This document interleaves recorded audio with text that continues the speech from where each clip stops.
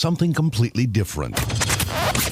Good afternoon. I'm speaking to you live just outside. I like to think balding is just God's way of saying, now let's see you get laid. Is it true that if you don't use it, you lose it?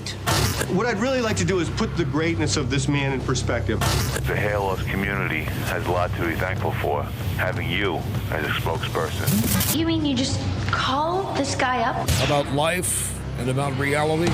And now, America's #1 reality radio show for men. Live from Los Angeles, it's Spencer Kobren's The Bald Truth. What's happening, Joseph W. Tillman? How are you? Not a whole lot there, Mr. Kobren. How are you?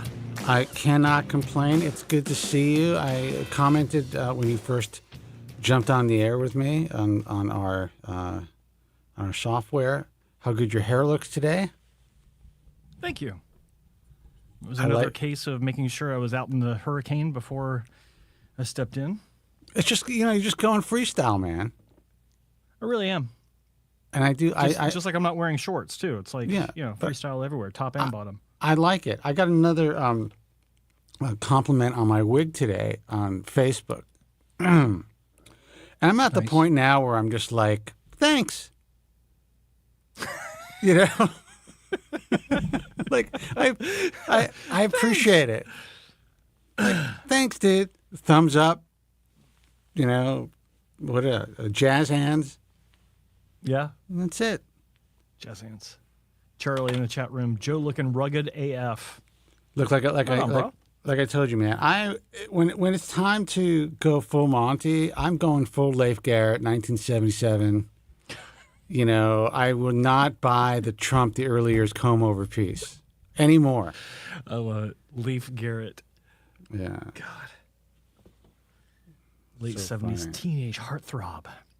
Morty's in the room. Says phone is not on. The phone's on. Phone's on.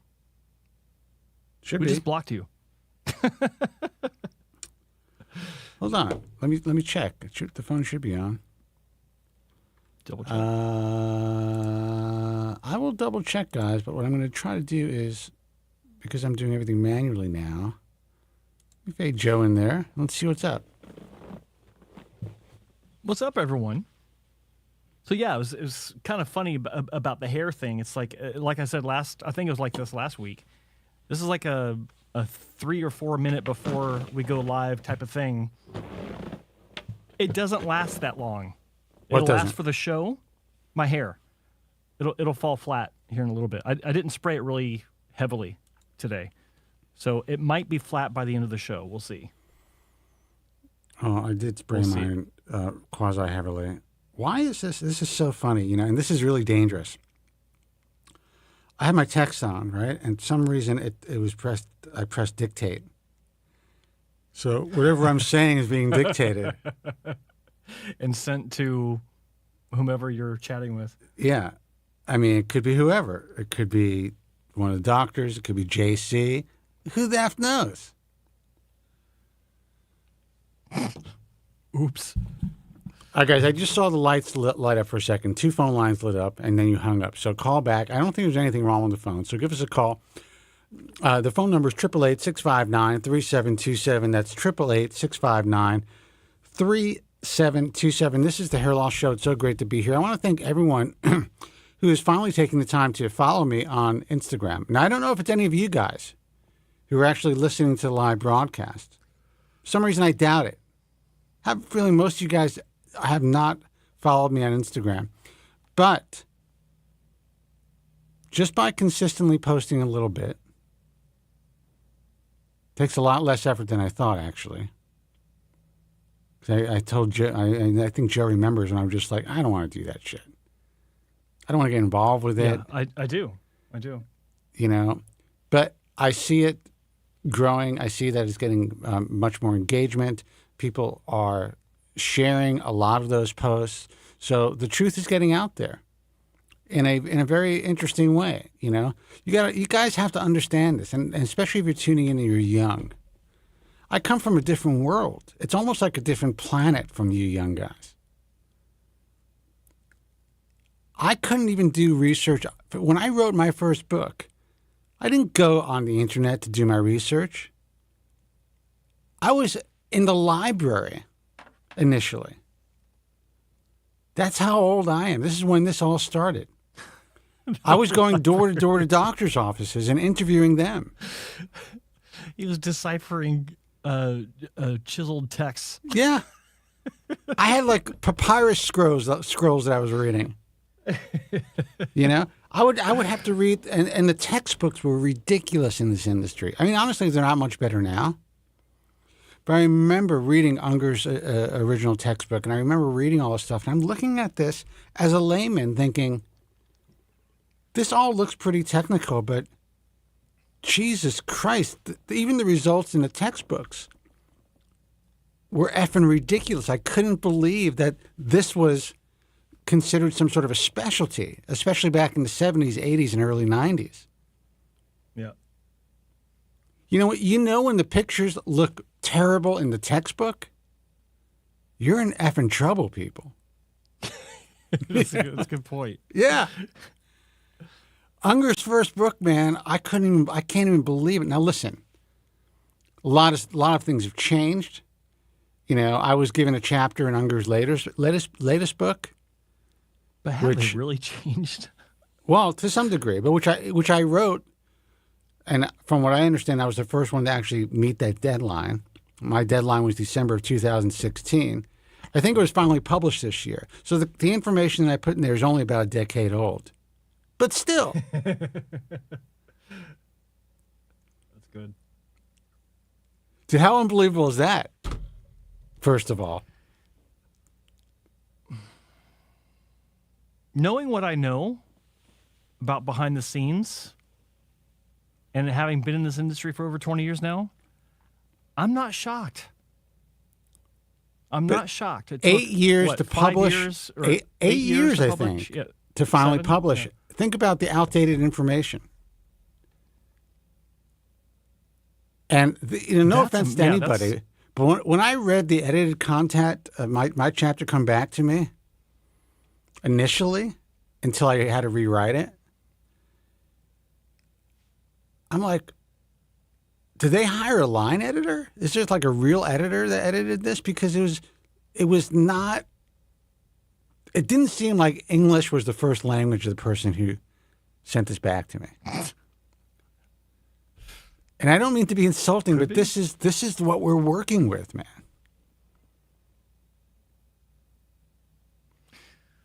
Well, guys, hold on. We'll take your phone calls in a second. So I don't know how I got in that rant, except I was just thinking about the time. Oh, I was talking about, Instagram and everything, and that, Oh yeah. Yes, I know. I want you guys to forgive me because I'm in a position in the world, and I've been doing this for so long, where there's like no hustle needed. I kind of dropped the ball as far as really pushing social media and getting myself out there.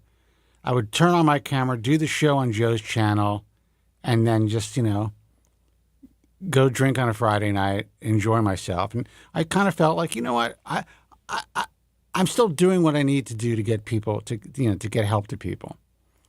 And then I realized I'm not. And it's not going to take that much more energy to start to do and grow my social media presence. But I can't do more than one at a time. I just can't deal with that. I don't want to hire someone to do it either, Joseph, because they'll fuck it up somehow. You can't hire someone to do what you do or do what I do. We're doomed. But I do see that putting a little effort by posting something every day, from just a few thousand followers, it doubled, more than doubled. It tripled in just the last 4 months. Yeah. So it's good, It's not huge. It's not like you got 100,000 followers like, some of these doctors with no engagement. But, they're real, and people are exchanging ideas and information and sharing the content, and I think that's great. I wish more doctors were involved. But as we know, that's not going to happen. No. So if you're listening to the show, follow me on Instagram. Follow Joe on Instagram as well, which is The Real Joe Tillman. What is it? At Real Joe Tillman. At Real Joe Tillman. Let's try to make something of this stuff in the next few months. This young person's. Let's do it. Young person's venue. You know what bothers me the Instagram most? isn't young person's venue anymore. I know, it's TikTok. Hasn't been for a long time. I get it, but still, when I see these doctors on there's a few doctors who are doing a really good job, but most of the docs that are talking about hair loss, it's again, the whole thing, it's just so infuriating. They're dancing around like fucking maroons. Oh, that kills me. That kills me. Or they're doing the pointing thing that they do, like on TikTok. Yeah. There's that one doc with the beard who's out here in California. I'm just like, what are you doing, doc? You went to medical school. It always comes back to that. Yeah. Let's see. What area code do I want to hit? There's 718-414-212. Oh, you know what? Let me see if I can get 718. Whatever. That could be Morty. Let's see. Hey, you're on the air. Who's this and where are you calling from? You guessed right. It's Morty from Brooklyn. Morty from Brooklyn. How are you, man? Right on. We miss you, brother. Yeah, man, good. I know. I miss you guys, too. It's just, first of all, I have to apologize that I haven't called in a very long time. I love you guys. It's just life's been getting in the way. A classic. So you don't have to apologize to us. The audience just felt relief. Yeah, I'm okay. To those people who are listening, I'm alive. I'm okay. My hair is looking really good. So much so that other things are taking the place of one's hair obsession, and I think that's what happens sometimes. Is that you get a good result, and after a while, you stop thinking about your hair so damn much. That's amazing. Other things take the place, like high cholesterol and all the other stuff. Yep. High cholesterol, high blood pressure, fucking job stresses, and, and good for you though. Parental issues. It's good you have. It's good you have one less fewer problem to deal with, and the other ones are now amplified. That's good. But I think Morty, it's important. I think it really puts things into perspective because that's the way our mind works. It's like an antenna that's constantly, it's like radar. And it's circling to target some bullshit in our life. So once one thing is relieved, you're worried about something else. Mm-hmm. It's funny. Like I watch. See, as you guys know, on Wednesday nights I go to live band karaoke, and they're always recording. And so they'll record me. And there was a time where, like, I would never get in front of an audience because I'd just be like, it would be painful to watch myself on playback because of the way I look. Right. Now it's painful Morty, to watch myself on I got to playback interrupt you and because- tell you that I saw you perform on a video recently. Oh, cool. I don't know how old the video was. But sorry, guys. On a video recently. You Hold actually on. have a good voice. Hold on. I fucked up. What was this, amateur hour? What's going on here? Yeah, it is amateur. You do have a good voice, Morty. Thank you. Like, for you to be able to sing, singing, I think you're singing Tool. Was it Tool? Yes. Well, yes. I sing a lot of different things. It could have been Tool. It was probably the Filter song. That's the one that Cole's been using in his video. That was it. It was Tool, well, not quite good. Quite good. Well done, my friend. Thank you. We got to get you out of those Thank you. cargo pants, though. Oh, that was the most recent video. That's all I'm saying. Dude, it was. Yeah, no, I get you. I'm with you. It's not all my videos It's in 2020. It's 2023. I wear a uniform myself, but the uniform has to be updated. That's it. That's all I'm saying. You're not wrong, Spencer. Thank you, guys. I appreciate the backhanded compliments, but and in Joe's case, the front-handed compliments. But I guess the whole thing is that now I watch myself on video, and now I'm picking apart, oh my gut, and oh my God, I'm off key, and all of this other stuff. But I'm not picking apart the hair. That's great. But I'm still picking apart something. Yeah. Well, I mean, listen, if you're completely content, you would, I mean, that's not the way life is. If I was completely content, I'd have to be in the ground, basically, because, I'd have to be dead because there'd be nothing to work on. Yeah. But, I'm very happy with it. The other thing that's also important to realize, and it's funny about this, and I think, Joe, you may have experienced this yourself, is that you start looking at your hair and you're like, well, this hairline could be a little bit lower, or there's some little thing that's bugging you. All you have to do to fix that problem is just pull up a before image, and then suddenly you shut the fuck up. Because, I have never looked at my hair and thought something could be better. I have no idea what you're talking about, and I resent that implication. Having said that, I'm loving this feathered look that you have going on. It's the what like look? It's kind of like a feathered, disheveled but not disheveled thing that you got going on in the front. I like it. Thank you. It's called the Rusty Peacock. Huh? The Rusty Peacock. Rusty Peacock. Yeah. I like it. It works. Dude, as soon as I saw him, I'm like, for whatever reason, it just works, man. I'm just like, dude, you look cool today. Totally rugged. The beard. I wouldn't be able to pull it off without the beard. Well, the beard looks good. Yeah, a beard is good. I think I'm a beard guy. I mean, I'm not a full beard guy because I have the Papa Smurf thing once the sides grow out, kind of like Russell Brand, like it's all gray on the sides. So, but I'm a beard guy for sure. As soon as I was able to grow facial hair, I went right for that, man. I always was attracted to that in my life. Like I thought it was, manly. Mm-hmm. So basically, what I'm saying is, I want Joe. I'm coming out right now, and we're gonna close shop, and we're gonna go meet up for a drink. No, we're not. Sorry to break it to you. No homo. So Morty, what else is going on in your life? I mean, I'm really glad that that the hair is looking good. I know that you're considering possibly contemplating having one more procedure. I don't know if that's something. Yeah, I could talk about that actually. Sure. So it's interesting. As you know, Dr. Cole and I are not just patient and doctor; we're also good friends. And I'm so sorry. What's interesting.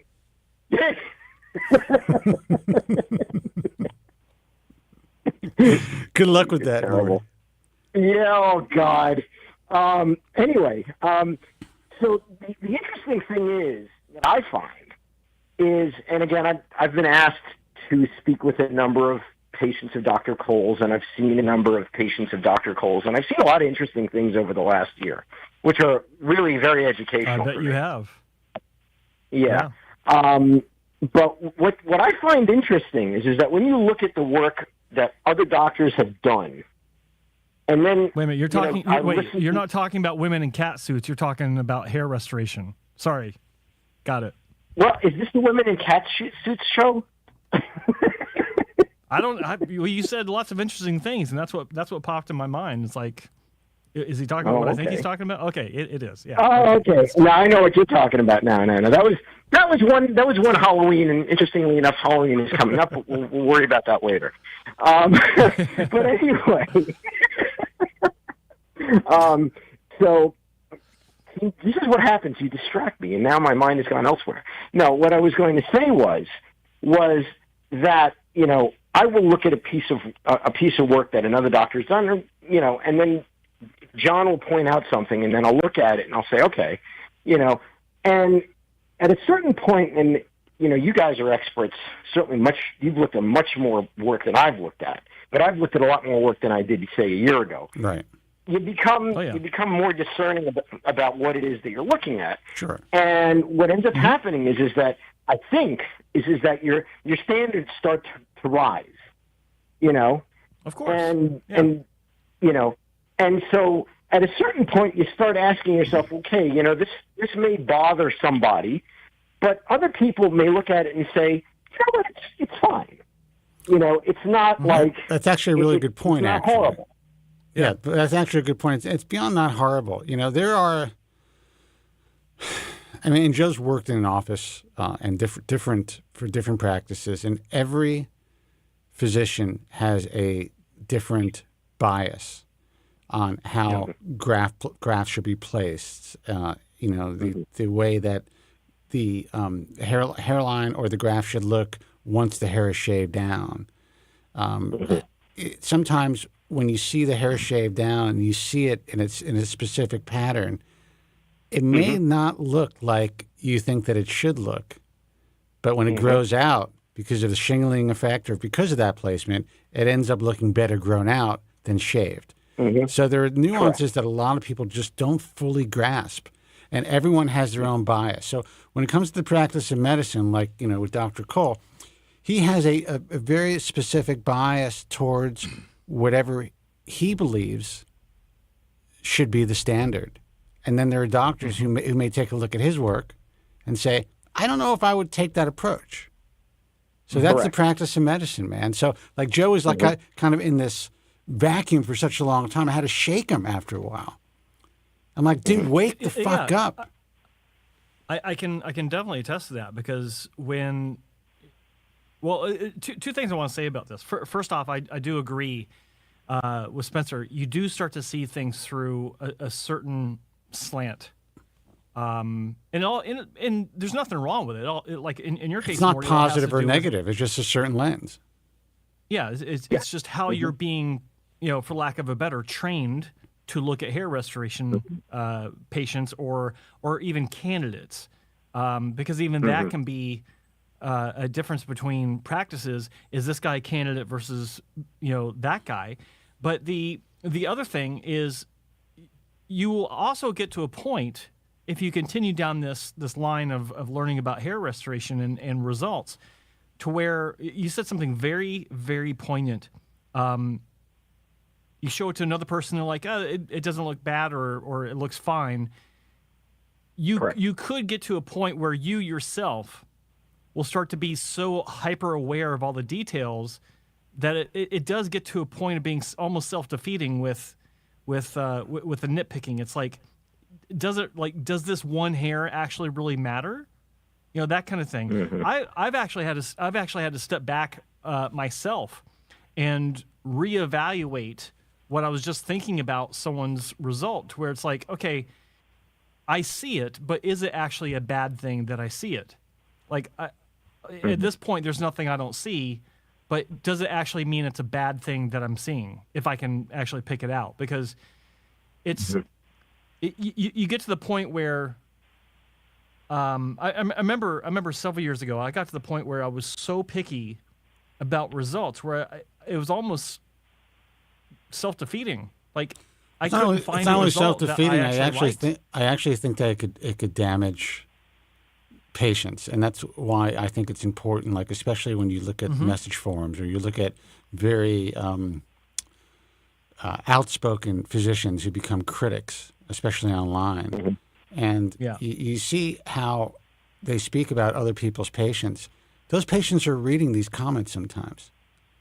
And these patients are completely satisfied with their life and their result, and they're moving on with it. They're like, like kind of once you're in this game, a lot of guys stay on the forums or on Reddit or whatever just to kind of stay involved.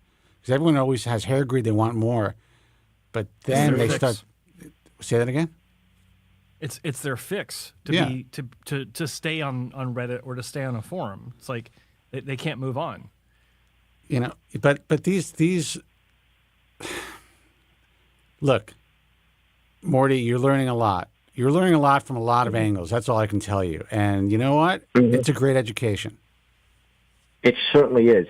Anyway, the reason I went down that road was because you asked me about possibly getting another touch-up. Now, and this goes back to what I was saying about the view and the perspective, right? I look at my hair in the morning, and I say to myself, it looks natural. It looks good. I'm not bald anymore, Are the sides as thick as the top? Is the back, which for the most part wasn't touched, as thick as the hair in front of it? When the hair is wet, it looks marginally thinner, but not in a way that looks unnatural. It just looks marginally thinner, Dude, so does mine. So does mine. I've never been touched. I look at the back. I look at the back of my head when it's wet. I'm like, oh my god, that's what I look like when I come out of the pool. I'm talking about like on the nape, and then it dries and it looks full. Exactly. Yeah. So so the thing about it is that John's like, oh, it would be, I want to put another 300, I think he said on my left side. I don't even know. I don't remember what the specific is, to make it a little thicker on one side versus the other one. And I'm looking, and I just literally don't see it. And then if that's the case, then you should not be touched. If you're good, don't let him touch you. Yeah. So, but again, that's what I'm saying about in terms of when you look at something and you make certain judgments. And I think the reason I mention it is because of that. And the second reason is because I think it's very important for people to understand what, your role and Joe's role is in the industry. And that is that you want to prevent people not from getting results that certain doctors might not like. Right. But to get results that uniformly would be denounced as being bad. Exactly. Well said. And that's really the key. You want to make sure that, because there are certain results where one doctor can say, that looks pretty good, or, another doctor said, well, maybe I would do it this way, or maybe and there would be some debate from, but if you put a certain result in front of somebody and you get uniform condemnation, then you know that it's a bad result. Right. Absolutely. And I think that's basically what your role is that, if you're a patient and you're looking for, first of all, you try to live without getting anything done. That's number one, right? Try to live with the shades. Yes. Try to live with, well said. You try to live that way. If you're just at the beginning of your journey, try medical treatment. Try using other approaches. Well, now, why is it? I have to ask this question bluntly. Why is it that you, who have been in the industry in a sense for only like a year and a half or something, how are you able to grasp this and understand it and speak about it so, with such a level of eloquence and just lucidness? But your doctor doesn't get it, who's been in the industry for like 30 years. I think he does. I don't think that he doesn't. I think that he has his moments. I think that that's the best way to describe it. And I can understand this because I have my moment. I mean, no, I don't. We all listen. Do. We all have our moments, but I don't think whatever your moments are, I can tell you, you can't understand it. There's no way you could, if you were able to comprehend that situation, you wouldn't be calling the program, and we certainly wouldn't be speaking to you on a regular basis. Does that make sense? Yeah, you're different. You're a different type of dude, man. You are very. You're a little bit of a yenta, which I love because I can be too. And so you like to kibitz, but you are very open-minded. As you've evolved and as you've learned about the reality of this industry. While you may have been dogmatic about certain things initially, you've definitely been open-minded and have evolved. And I think you have a better understanding of, what's important. And like you said, what is important is that patients are ultimately happy. That's it. Yeah. And I think that's really it. The other message that I to those people out there, the key to this game is patience. I mean, I don't know how many I've seen, at least, like I said, over the last year.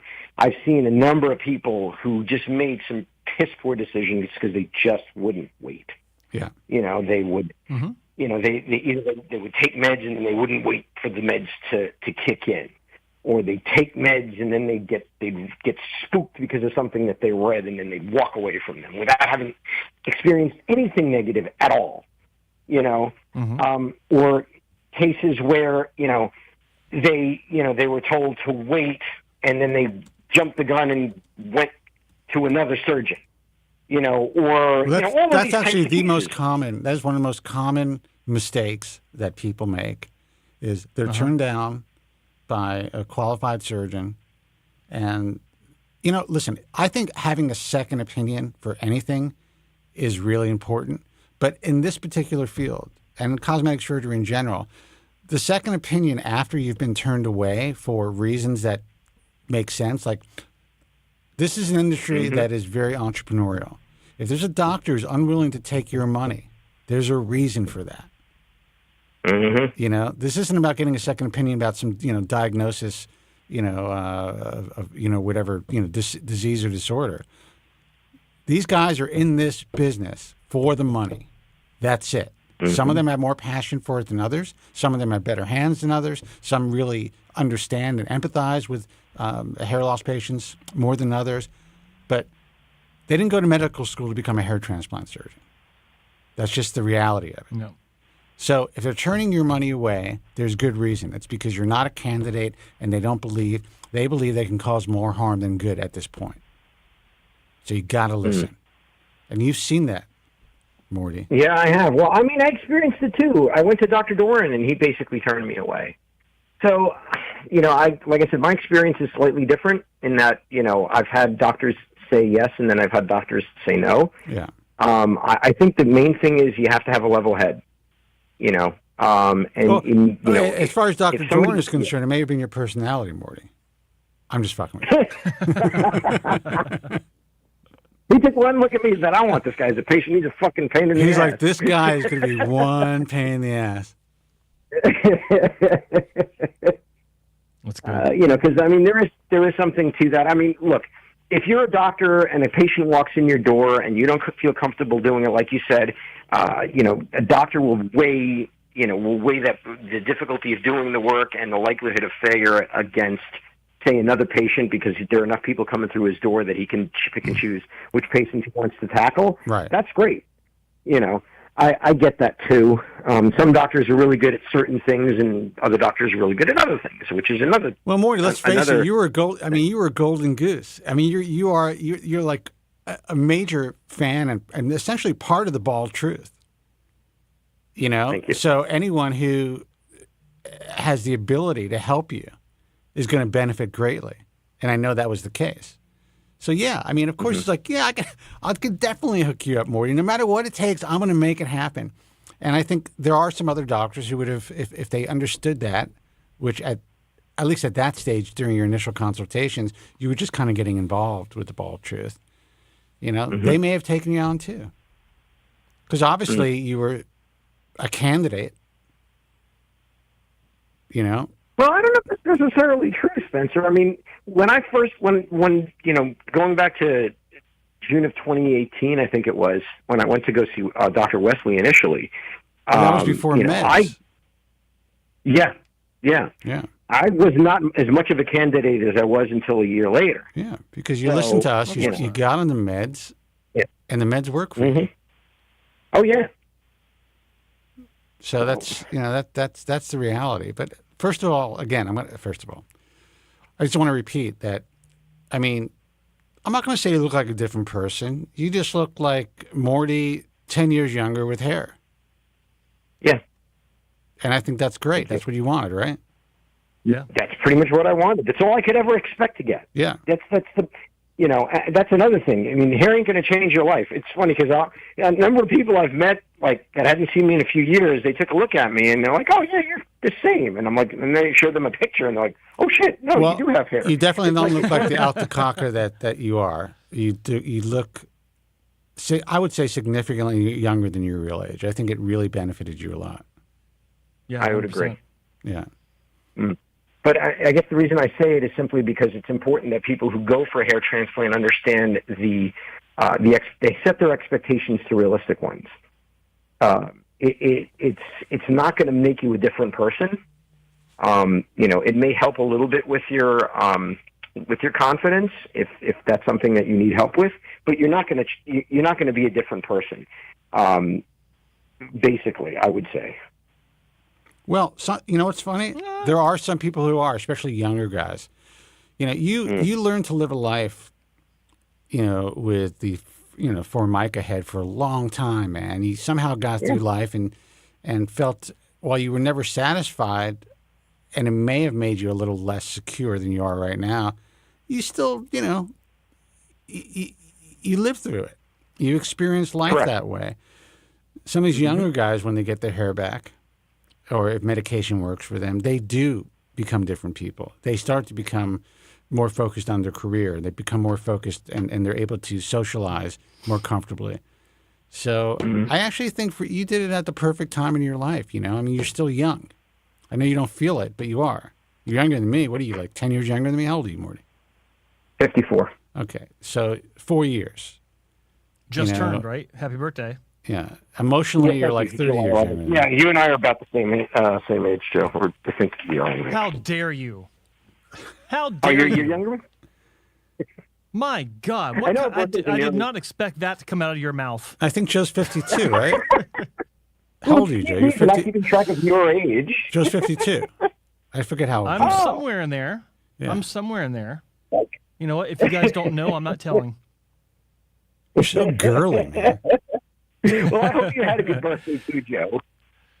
Well, it's not till next month. But I'll say this. I do think that hair transplants have the potential and have changed people as far as how they behave in social settings, in public, maybe even in private settings as well. And it's not just about once not having hair and then having hair again.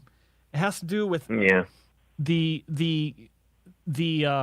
green light that it gives you to try things that you may not have tried in a long time because of the hair loss, such as dating, or the type of dating that you want to do, or the degree of dating you want to do, to where you take a few baby steps. It's like, okay, well, maybe I will ask this kind of woman out or person out, whatever, Morty, I don't know, but you get a little bit of success, and then okay, that kind of adds to the confidence, and you start stepping up, and okay, now I'm going to start asking this level of person out. It's like, okay, so over time, your personality can actually change because of this almost called a tsunami of confidence that you've gained because of this trial and error situation, not just dating, but the confidence that you get. Like, I hate using the word confidence because it's so cliche, but the position that you're in to where you feel better about trying things that you might not have tried in the past, not directly because of the hair, but because of a buildup of little things that you've done that put you in a stronger position to try these other things. So I think over time it is potentially something that does change people, usually for the better. Yeah. Look, I can't disagree with you on that one, Joe, but what I can say is that you can't, you have to make sure that you weigh all your options and that you understand that there is risk involved. I also think that Morty's trying to express to us that he's as miserable as ever, with or without hair. Yeah. Oh my God! The hair did jack shit for me. I'm miserable. And Morty, that's what the Jack and Cokes are for. So whatever. What do you drink, by the way, when you're out, Morty? Usually I'll get these days I've been doing Jameson neat is what I've been doing, but I only have one. Dude, Jameson, that is not only is it classic, it is just, it is such a good, what'd you say? I said one per hand. One per hand. No. Not only classic, and it's relatively inexpensive compared to what a lot of people drink. I mean, it is one of the best whiskeys, Irish whiskeys. Mm-hmm. It's a blended whiskey, right? That I've had. Yes. I mean, I still like Jack Daniels, even though it's a little sweet. I'm old school, and I still drink Budweiser when I drink beer. I know that sounds crazy. And when I go to these conferences, everyone's trying to show me the whiskeys that they're spending $100 a shot. And I'm just like, why? I mean, I get it. I'll try it. But why make this? Why make this a regular thing when this other stuff tastes better? Yeah, I mean, I've had a lot. I've had single malts. I've had blended Scotch whiskeys, and there was a time that I went through all the fancy schmancy stuff. If I get invited to someone's home for dinner, when I was living in Florida. Yeah, exactly. Glenlivet, you get an Oban, or Okay, don't let Kobren pull the wool over your eyes. We were sitting in a bar till 5 a.m. in Vegas one time, and it was Blue Label across the board. Every other throwback that's an overrated whiskey. Well, you know what? You want to hear something really fucked up? I do not remember that. That was awful. This is the reality. God. I don't remember that, Joe. You don't remember the 5 a.m. bar? I remember. Bar excursion? I remember the level. We just sat there bullshitting till 5 a.m. I remember the level of drinking, but I don't remember ordering Blue Label or ordering what I ordered, to be honest with you. So yeah, it was. I do remember that for the entire next day, I couldn't get rid of my bloodshot eyes, no matter how much Visine I was using. It just you know? I'm sorry, Johnny Walker's crap. And Blue Label is for people who don't know anything about whiskey but want to impress by spending a lot of money. That's what Blue you are Label is such for. a snob. He is.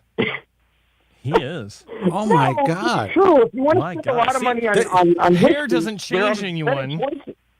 He's a reverse snob. He's a judgmental. He's one of those, man. He's one of these guys. He's like a monster. He's like one of these internet trolls. Now, listen, brother. I appreciate the fact that you like just a nice Jameson's neat.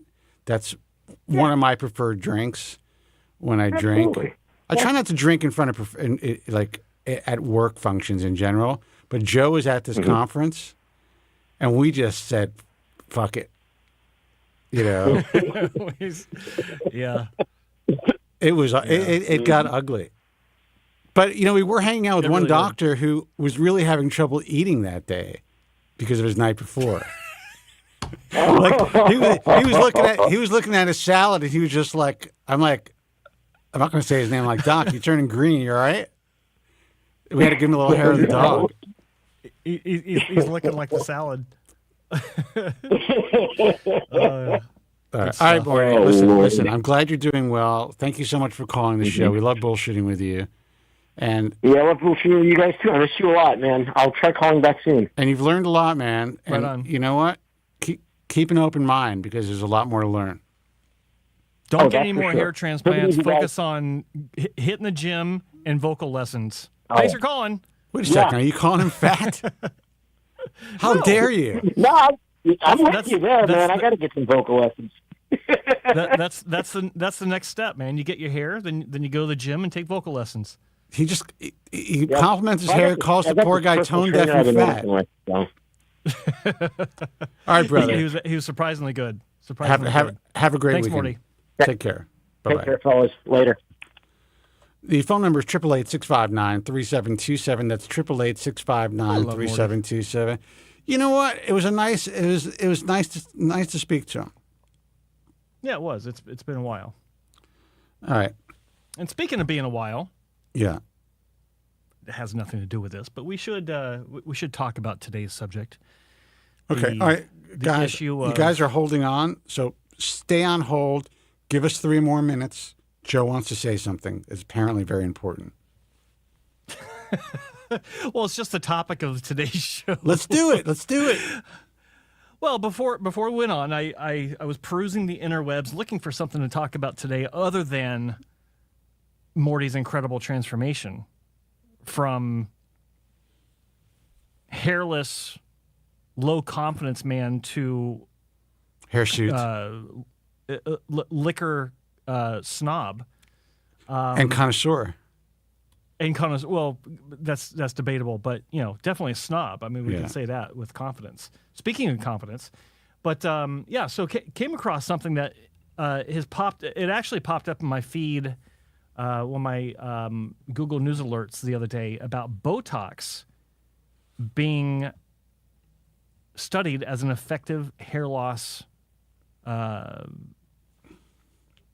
modality. We'll say treatment. And I thought, okay, seriously, what else, how many times are we going to see something ridiculous? And so I looked it up, and I actually found a study online from, where was it? A pilot study from National Library of Medicine. This is PubMed Central, which is, it's what you want to be in. If you want to publish something, this is where you want to be, or one of the places you want to be. It's a pilot study to evaluate effectiveness of botulinum toxin in treatment of androgenic alopecia in males. Now, it's interesting because, well, I can't say it's interesting, but it's kind of typical of a lot of these hair loss studies, and we have to call this a study because it's published. Well, but the number exactly. Of you're forced. People think these are studies because they're published. But if you look at where things are published originally, you understand PubMed is basically an aggregator at this point. It can be published in the smallest piece of shit journal where the people who are, where the physicians who are writing the article know who the peer reviewers are. I know how it all works. You know why? Because I'm kind of, on that side of the business as well. I know how these guys operate. I know how they get published. Go ahead. At this point, it's like PR Web. It's just an aggregate site. Yeah. But it's interesting because the interesting part is a total of 10 male patients with AGA. 10. And this is the kind of shit that gets picked up by publications online outlets, news outlets, things like this that get eyeballs, and then people start talking about it. And when I was doing the small amount of research before the show, I noticed that there were clinics talking about this as well, and at least a couple of them are offering this as a treatment. I'm not going to say who, but in the introduction, it says AGA is a common form of alopecia with multifactorial etiology. Finasteride and minoxidil are approved by the FDA for treatment of AGA. Balding scalp is believed to have relative microvascular insufficiency. Blood vessels in the scalp travel through the intramuscular plane. Intramuscular injection of botulinum toxin relaxes muscles and thereby increases blood flow in balding scalp. We conducted a pilot study to evaluate the efficacy of botulinum toxin in androgenic alopecia management. And the results... Drum roll, please. Drum roll, please. So here's a first one. This is 24 weeks, so 6 months of usage. I don't recall, Spencer, there was no control. Is that correct? Yeah, most of these studies... How can there be with 10 participants? Most of these studies don't have control. So essentially, anyone who doesn't know what a control is, they would say there were 100 participants or whatever. This is 10 participants. They would also have 10 people who got something else injected into their scalp, maybe saline or whatever. And then they'd really be able to know if Botox worked. But in these types of studies, physicians don't want controls because they want to be able to pimp out injectables, in my view. Yeah, 100%. Yeah. So here's a second case. I mean, this case and the previous case, we can see clear improvements, particularly around the parietal humps on this patient, which have become quite thin. Yeah. Almost gone. The crown itself was also noticeably balding, and then in the after image on the right hand side, the B image, there's a.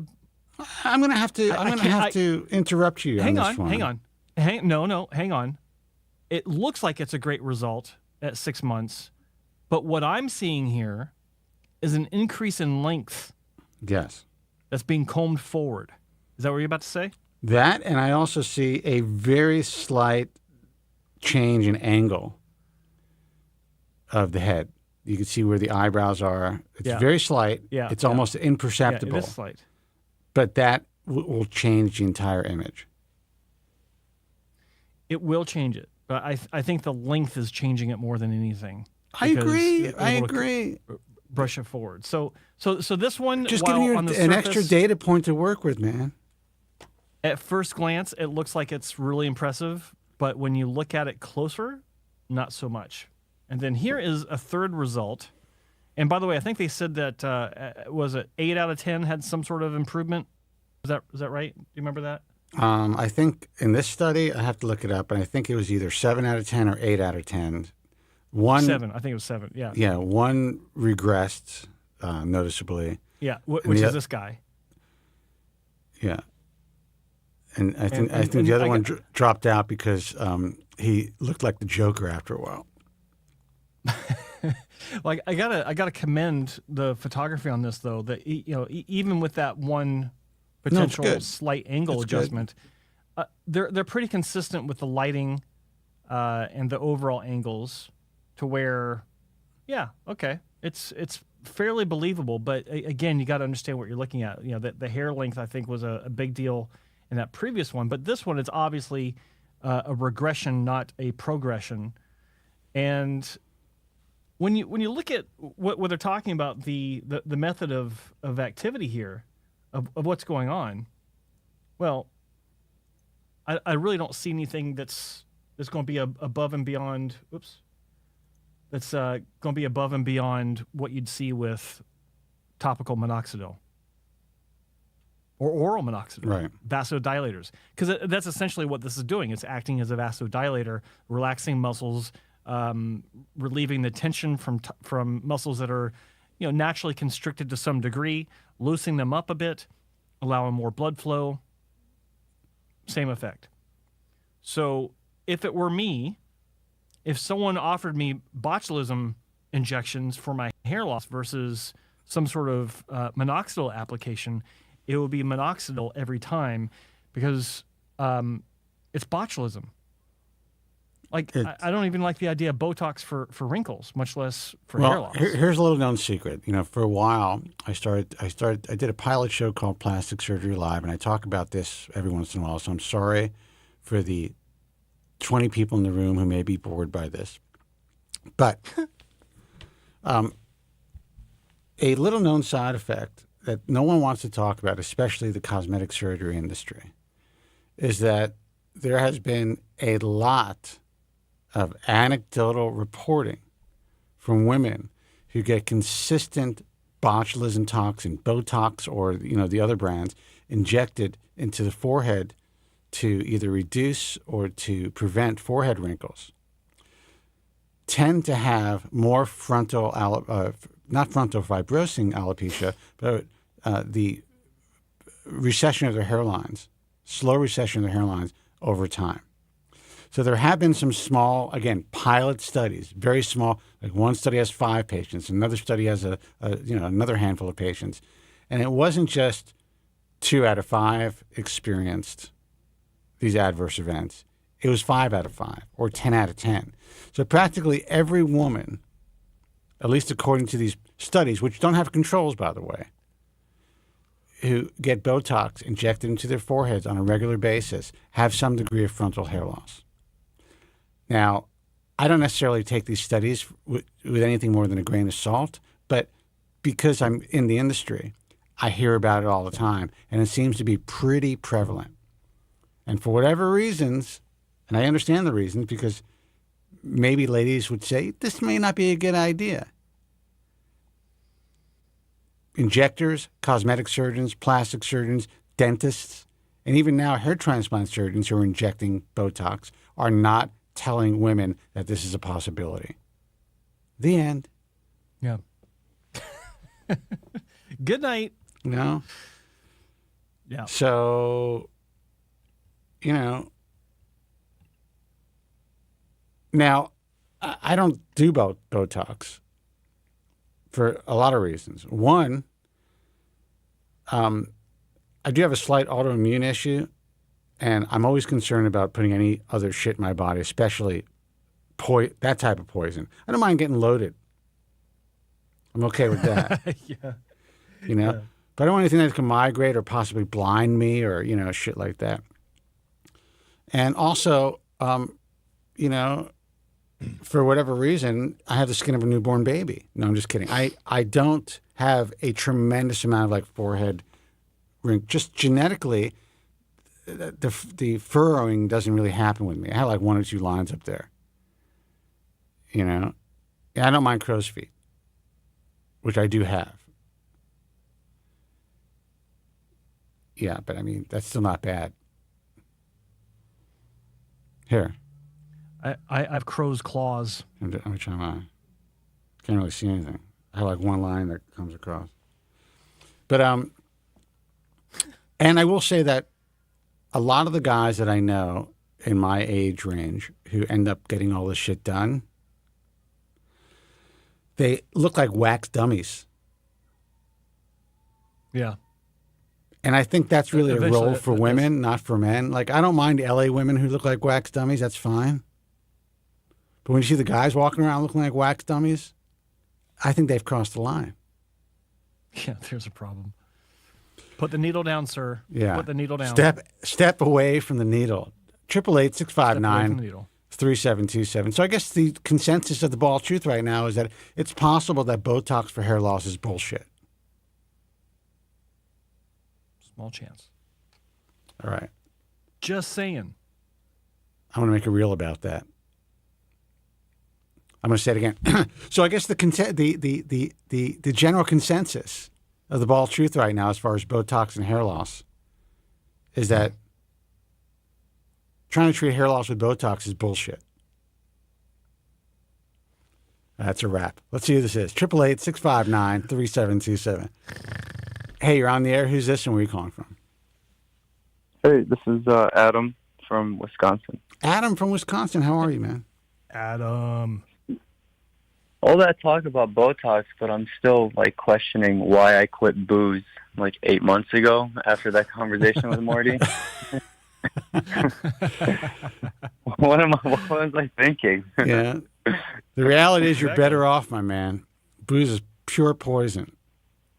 Yeah, and it wasn't until after I turned 21 where I was just like, what's the point of this anymore?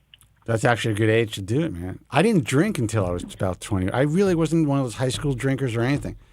I really didn't start drinking until I started to lose my hair. And then I went off the fucking rails. Go ahead. Yeah. No, it started to accelerate. I'll take that back. Started accelerating, my consumption of booze once I realized that I was losing it.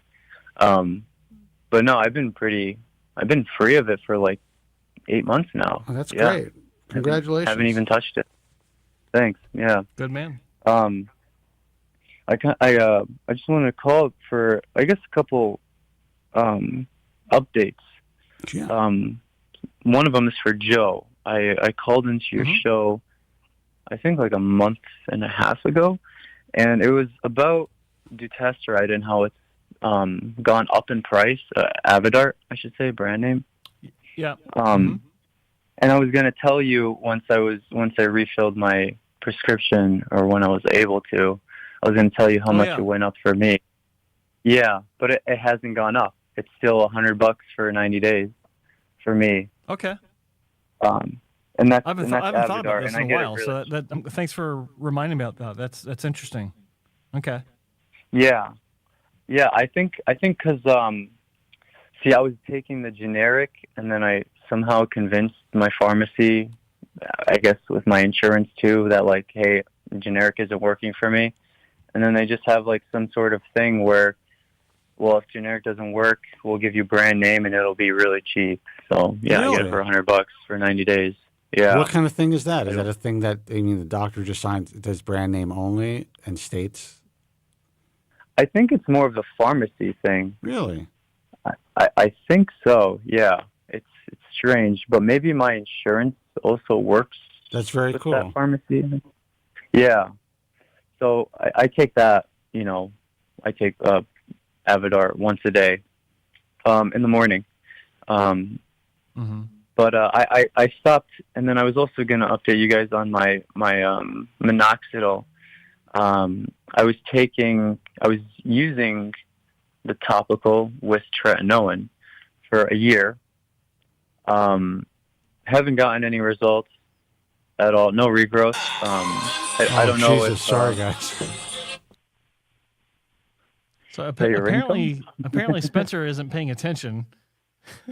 He'd rather watch Instagram reels. Dude, that was actually a video of me that Common Law sent me. And I'm like, what is this? And I open it up. It's me. I'll show it to you, Joe. Do you believe him? It's pretty hilarious. Do you believe him? I'm going to show it to Joe right now. I'll give him the benefit of the doubt. Maybe it was of him. Maybe. Oh no, I wasn't looking at Instagram, but I certainly was not paying attention at him. That's the truth. Let's get to the bottom line here. Yeah. I definitely wasn't paying attention. No, go ahead. All good. No, but I was doing, and I didn't get any result. I didn't get any regrowth. I don't know if it helped stabilize, but I also took. I told you guys about this. I started taking oral, and I was quartering a 2.5 milligrams, and I was doing that once a day. Well, it was going good up until like month 2, where I started getting the side effects, and I started, just feeling really irregular chest bumping, heartbeat. Something was going on that I was just like, yeah, there's no way I could keep doing this. Just wasn't safe, So I'm completely off. So what was the dosage that you were on? 2.5? He was quartering a 2.5 tablet, Spencer. If you're paying attention, you know this. You're right about Come that. on, Spencer. But I try to like catch you mid sentence like Joe does all the time. Oh, well, that's true. Yeah. No, but here's the thing. I think what you're dealing with obviously is common, but there's a lot of people that are really they want to push through that side effect, because it's not sexual, like with finasteride, whatever it is. I think it's a good idea to back off once you're feeling something like that. And I think, once you start to feel something in your chest, that's not a good sign, especially when you're younger. Yeah, and I just want to, especially me, for somebody with my kind of career, I do electrical, and kind of need a strong heart. Who knows? One day I might get hit really bad, and it goes through my heart. That's actually interesting, man. So what do you do? I'm just curious. Yeah. What do you do? Are you doing like are you up on poles doing electrical wiring, or are you actually is this like in homes? Oh, I do mostly commercial buildings. Yeah. Interesting. So you're an electrician. So I mess with in training. Yeah. Very cool. That is cool. I don't speak to a lot of guys who, and it's crazy to me. Because the trades are just, they're really great paying jobs, and they're necessary. They're needed. You're never going to be out of work. Yeah, no, and it's like whenever there isn't work for whatever reason, I could travel or I could just do jobs for cash. I've started to build a name for myself. Dude, where I live. You can go on like, Angie, and you'll be, people always need some shit done.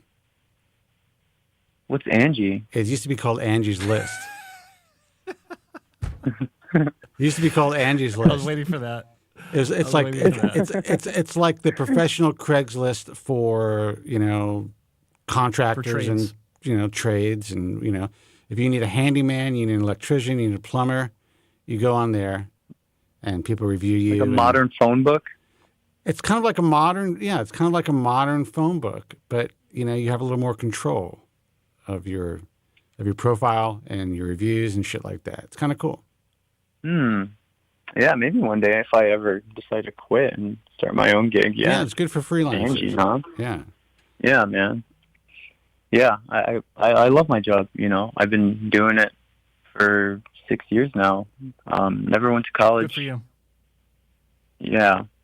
And it's funny because I barely went to college. I remember Ken Anderson sitting in the studio and he sees that I have a Penn State cup, and I went to Penn State. He's like, "Oh, that's right, you're Penn State alumni." I said, "Well, not really. I lived there for a while, but I never finished." And he was like shocked that like he's not used to dealing with someone who doesn't have what people consider higher education. And I was just like, yeah, I could have done it, dude. I got into the goddamn school. I chose not to. But it's interesting, people, I think at this stage in life, if 9 out of 10 young people ask me if college is necessary, I would say absolutely not. You're just going to get yourself in debt. You're wasting your money unless you know you're going to become a professional, doctor, lawyer, whatever. If you need that degree, then sure. But liberal arts or some other bullshit, you're just going to be lost in the world and have plenty of debt to deal with. Yeah, man. Yeah. It just wasn't for me. There was nothing. I didn't even like sitting in class in high school. Yeah. So it's just like a 3-hour lecture, with like hundreds of other people and maybe people behind me looking at my bald spot. Yeah, no thanks, man. Well, good for you. I just don't hear a lot of people your age who already have their shit together and they're on the right track. So good for you. Thanks, man. Yeah, I appreciate it. Yeah, I worked really hard. Good. But what was I gonna say? I don't know. I'm sorry. Yeah, So I bailed on the minoxidil, and it's been 2 months now, and I'm just starting to. I just wanted to see what you guys think. I'm going through a shed. It's never been this bad before, and I don't know if it's a seasonal, and I'm questioning that because I'm starting to notice like I'm getting more oily skin and more acne, and also the shedding, obviously, and just like an actual like difference in feel of my When did you hair. start the minoxidil again? How many months? So the oral has been, I want to say a month and a half. And when did you start the topical shed? has been maybe like, I'm sorry? When did you start the shed? It's been a week and a half. I would say that it's pretty consistent with stopping both oral and topical minoxidil. Yeah. Well, the thing is that I didn't get any regrowth from the topical, that's for sure. And I was using tretinoin, and I was running that for a year. So it's like, how would I? And the oral, I wasn't using that long. It still can affect the growth cycle, and it can throw you into a telogen phase without you even noticing whether you had a regrowth. A lot of time, especially with minoxidil, is keeping your hair in an anagen phase longer. And sometimes once that natural growth phase is disrupted, you go through a shed. Usually it's going to rectify itself, if that's the right word, and but it could take some time. But yeah, it definitely sounds like that's the reason.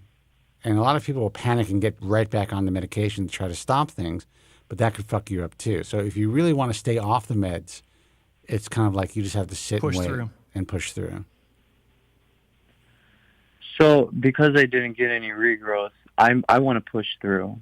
Yeah. I mean, I am having like a really bad week, I'm sorry to hear that. It's been really, really tough. Like, yeah, I can't even say you guys don't understand, because you guys do understand, which is good for me.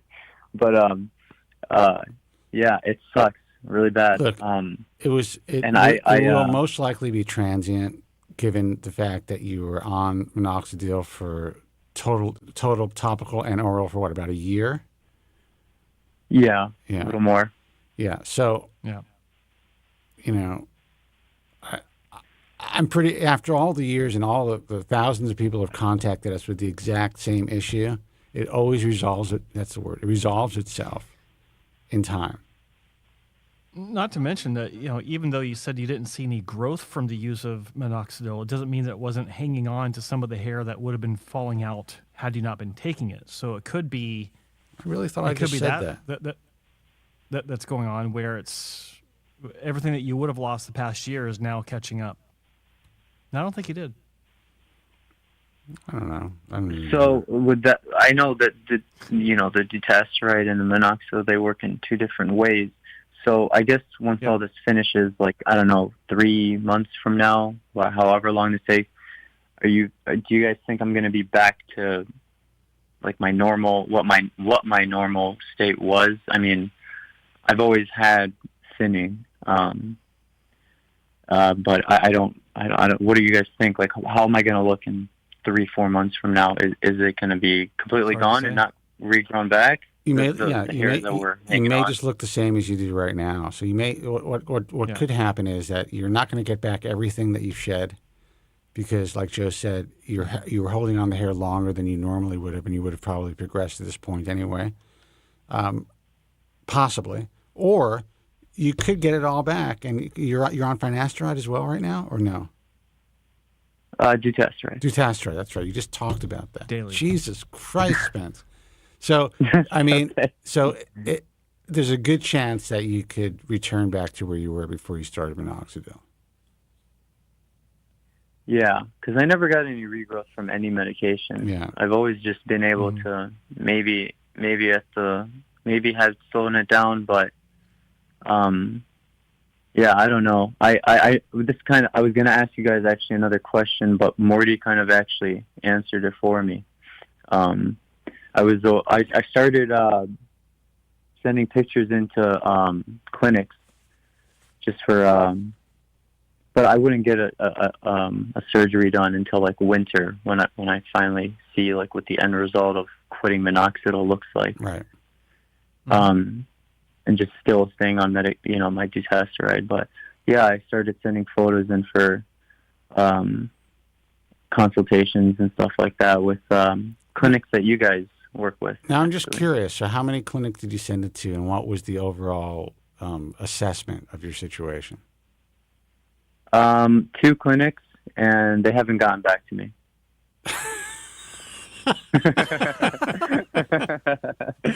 Yeah, Still waiting. That sounds like the guys you work with. Jesus Christ. Unbelievable. Well, to be fair, I mean, it's been like 2 days, 3 days. Oh, okay. Yeah. But there still should be some sort of an automatic response. Like, hey, we got your request. We're a little busy right now. We'll get back to you within the week or something. Right, Joe? Isn't that what you tell these guys to do? Pretty much. I'm sorry. You're right. From one of the clinics, it was like an automated, it says evaluation is in process at the moment, but that was like more than a day ago. Okay. Yeah. Oh, sorry. well, I should have you got to give them a few days. Really forgot about Yeah. Yeah, 2 clinics. I don't know. I guess I can name them, right? You guys work with them. You can name anybody you want, whether we work with them or not, especially if we work with them. Yeah, Azmed in Turkey. Yeah. Mm-hmm. Yep. And then the other one is, God, I hope she's not listening because I'm probably going to butcher this. Beister? Be sure. But yeah, you didn't butcher it. That's pretty close. She may not hear it, but I'll be sure to tell her. Oh, that's our boy's. That's our boy May's friend. Be sure. Oh, that's right. Yeah, May's been focusing on the fact that she said she puts 1,000 singles into every hairline. No, she didn't. But yeah. No, I thought he was focusing on the fact that he wanted a minimum of 1,000 hairs in every hairline. He read it from, I think he said, her website, or maybe he's saying that someone from her clinic said something along those lines, but it didn't make any sense. Didn't he say that you were just trying to protect your business or something? Yes. Or both of us? Because that made well, he said both of us, but it's because it makes all the sense in the world. Anyway. Fucking people, man. It doesn't matter how much time you give somebody or how much help, or it doesn't make a difference. Yeah, we're always the bad guys. Jesus, Adam, I think one thing to understand is both these clinics are world famous. They get a lot of inquiries, so it does take several days to get a person to respond to you that's outside of an automated response. So just be patient; it'll happen. Okay, that's good. I guess how long does it take to like get an appointment with them? Just out of curiosity. It depends. There's always going to be there's always going to be a cancellation. But the thing is, you just said you got your answer from Morty to sit and wait and don't do a damn thing. And here you are, impatient over a 2-day wait time for a response. What the hell's going on, Adam? Yeah, I may sound like I'm contradicting myself, but I mean I wanted to get. It's not very zen, Adam. And zen. Listen, when you're thinking about getting a hair transplant, just think to yourself, what would Morty do? I was gonna say, what would Morty do? So, can you guys give me his number so I could call him sometime? Yeah, that'd be nice. That would be nice. We could put it out. Hold on, his number is 917. I'm just kidding. Sure. Well, listen, Adam, we're gonna take some more calls, but I'll let Joe finish his thought. Yeah. Go ahead, Joe. I was just going to say, if it takes longer than a week, then send them an email saying yo, what's up? Joe Tillman said you get back to me in 3 days. What's going on? And then they'll get in touch with you. Yeah, is that like kind of like a little threatening? Is that what it is? Oh. You better answer. Joe Tillman said to contact you or else. Anyway. How dare you, No, it's all Joseph? good. Listen, Adam, always a That's the way I pleasure. roll. And you know what? You told us a little bit about you today that I'm impressed with. So congratulations. It's really good. Again, I don't speak to too many young guys who already have their shit together. So good for you. Thank you. All right, brother. Good luck. Thanks for care, everything Adam. you guys do. I'm going to keep calling, Good. bothering you guys. All right, we love it. You take care. Right on. We're here. Bye-bye. Bye. Jesus, it's like a hair frisbee today. So what we learned about Adam is that he's not drinking and he's impatient. What? I don't get it. Yeah, well, he's not drinking. He may be slightly impatient, but not really. But he's a young kid who is already on a career path. Like, I speak to these kids who like just got out of college. They're so miserable. They're still so lost. They're still doing like internships, or maybe they got some low-paying job. They're feeling terrible about life because their parents haven't gotten them a job yet. Right. Yeah. They're spending all their time on social Adam, media. good for you, buddy. I'm proud of you for taking your life into your own. That didn't sound right. In your own hands. Well, your I was future into your own hands. I was a young tradesman. You know, being I mean, a tradesperson. If I didn't do what I decided to do with my life, that's what I would have done. And I felt that I had a tremendous advantage over most kids my age. I was able to go out at a very young age if I needed to and earn a living wage where I'd be able to live a good life. So that's the one thing my dad was a tough dude, but that was the one thing I definitely always appreciated. He taught me that work ethic, and I was sweeping the floors at 8 years old, but I learned the trade from a very young age. That became like second nature, like driving a car for me, Yeah. So, guys, the phone number is 888-659-3727. That's why I know that if JC would have hired me as a tech years ago, I would have been transplanting circles around everybody. I think even to this day at my age, I have not only incredibly steady hands, I don't want to jinx myself, but I have good eyes and just good coordination. So maybe I'll do that. Maybe as an experiment for you guys, we'll do like a documentary on it. I'll see how fast I could become a proficient hair technician. What do you think about that, Joe? The first day I worked in a clinic, I said, can I learn how to cut grafts? Yeah. And by the end of the day, I destroyed 37 grafts. Just 37 human, out of finite hair organs. But those 3 are growing spectacularly to this day. To this day. Yeah. To this day. I put up a reel the other day, and I was telling a story. It was at the FUE conference, FUE Europe conference, in Manchester, and I think I was sitting down with the future president, the current vice president of the ISHRS, Dr. Bradley Wolf from Cincinnati. Wolf, yeah, and we were talking about, I told my story that there was a time I used to call this office every once in a while, and it was here in the States. I would speak to a receptionist, and we became friendly. And someone else picked up the phone, like, where's so-and-so? And this new person is like, oh, she's in the OR learning how to do surgery. And I'm like, well, what do you mean? He's like, yeah, we were short-handed today, and she's essentially implanting grafts into someone's head. The day before, she was answering phones. Yep. And that is the reality of this industry. Don't let anybody tell you differently. But the people are out there who are fighting the fight and just continuing, to that hypocritical bullshit. Some of these people are using revolving texts. They're getting texts that, rented texts. Just texts when they have cases. They don't have full-time technicians who they even know. Mm-hmm. They are allocating really important surgical responsibilities, in my view, to these technicians And then they're turning around saying that nobody that has technicians working in their clinic or doing what is considered to be surgery should be part of any organization. It's hilarious to me. That's how the industry was built. Yeah. It's been technicians from the beginning.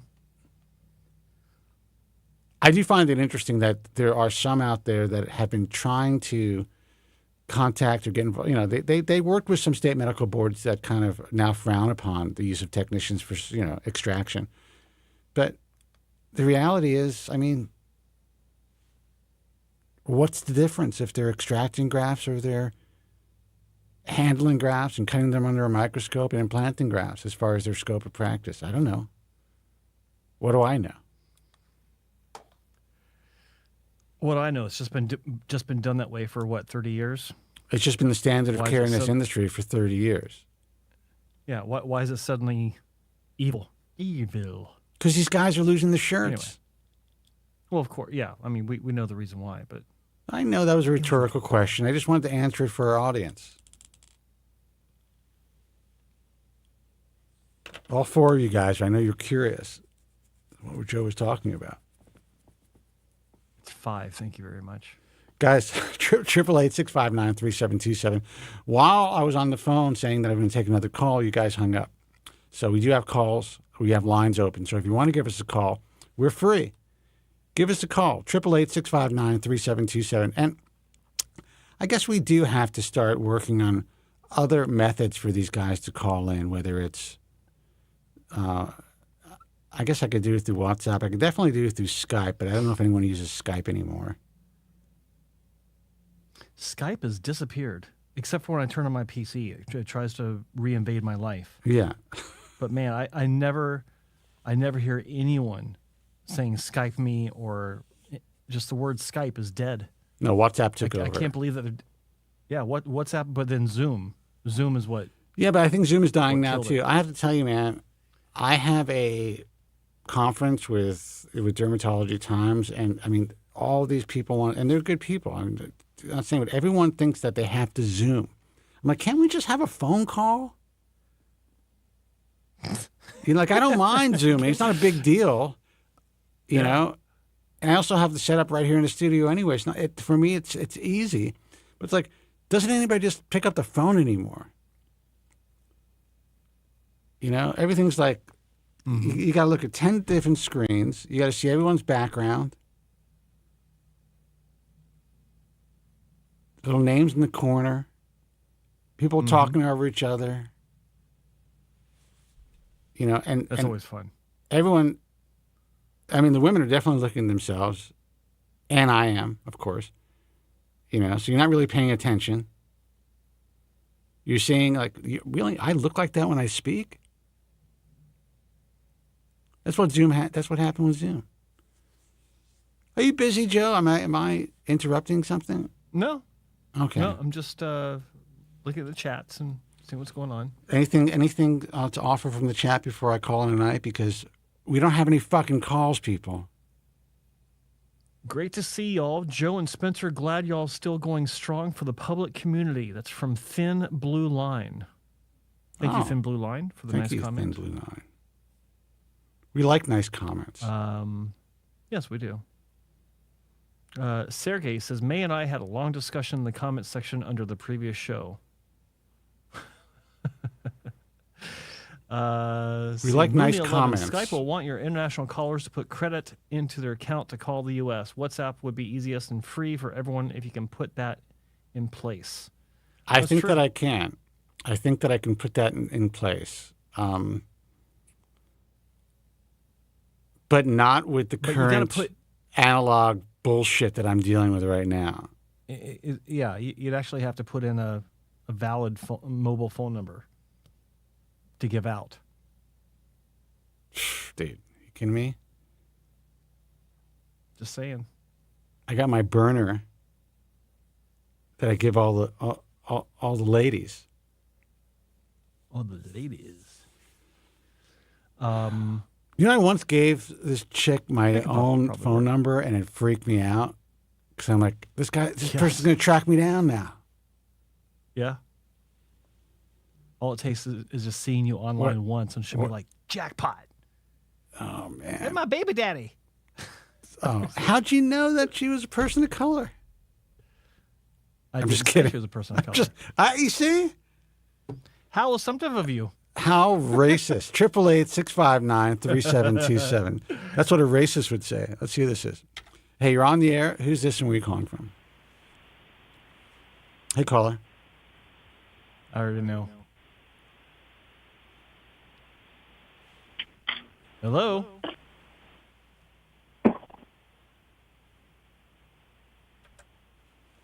All right, goodbye. I don't know who it is, but if they can't answer, they're gone.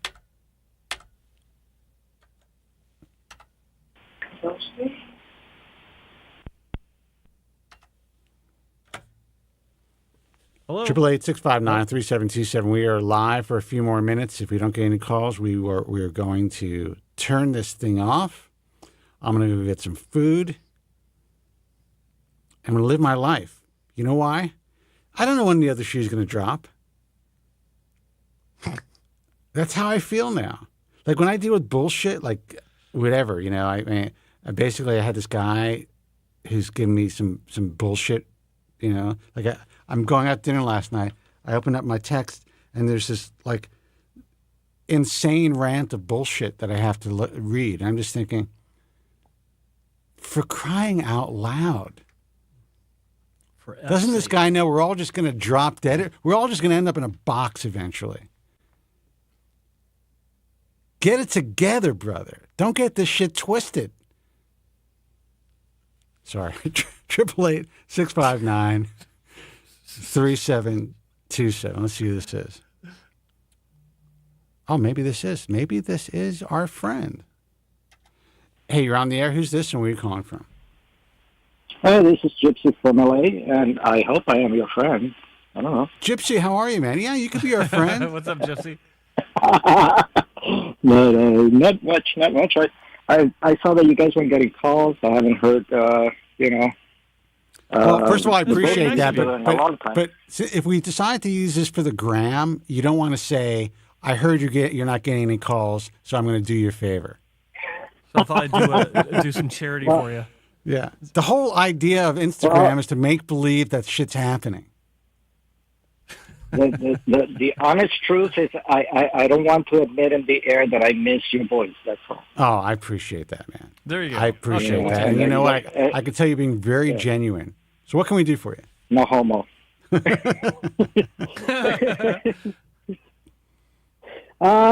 Not much. You know what? I was thinking about something that you keep saying once in a while here and there, and I know you're just venting and frustrated about, like, I don't understand why these people don't listen to me. You know, I'm just trying to tell them the truth and this and that. You know. Yeah. And I totally sympathize with that, obviously. And you're completely right. But one thing that I discovered, I don't know, maybe 10, 15 years ago, is that they hate you not because you're wrong. They hate you because when you Jesus, I'm so sorry. You're going to have to say that again because I just really fucked up. Hold on. Go ahead. Okay.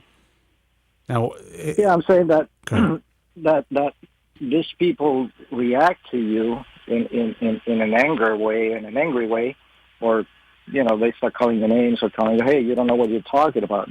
Not because what you're saying is wrong, it's because what you're saying is the truth. And when someone has already an idea that they've been sold to in their head, whether it's an illusion, a lie, or, little embellishments here and there, when you start destroying their reality, they hate you for it. Well, and that's absolutely right. That was a great assessment. And it's, what is it called? What kind of bias is it called, Joe? You're not going to remember either. Confirmation bias? Confirmation bias, yeah. It is it is called confirmation bias, and I understand that. And I have been guilty of it myself over the years as I've evolved in my life and have learned over the years of, I really have to be open-minded. It makes things a little bit more difficult because you're not really part of a tribe. So you kind of have to really do your due diligence. But I have zero confirmation bias. When people The only confirmation bias I have as far as like when I talk about medications, I could just speak about my experience and the experience of the countless thousands of people who have called my broadcast over the years, and also the experience of the physicians who are prescribing this medication. That's what I speak to. So there's really no like bias. It's really, I've confirmed, at least in my life, in the life of my friends, in the life of all the people who've called, that they've been able to tolerate finasteride pretty well, and most of them have had really good results over the years. Right. Yeah.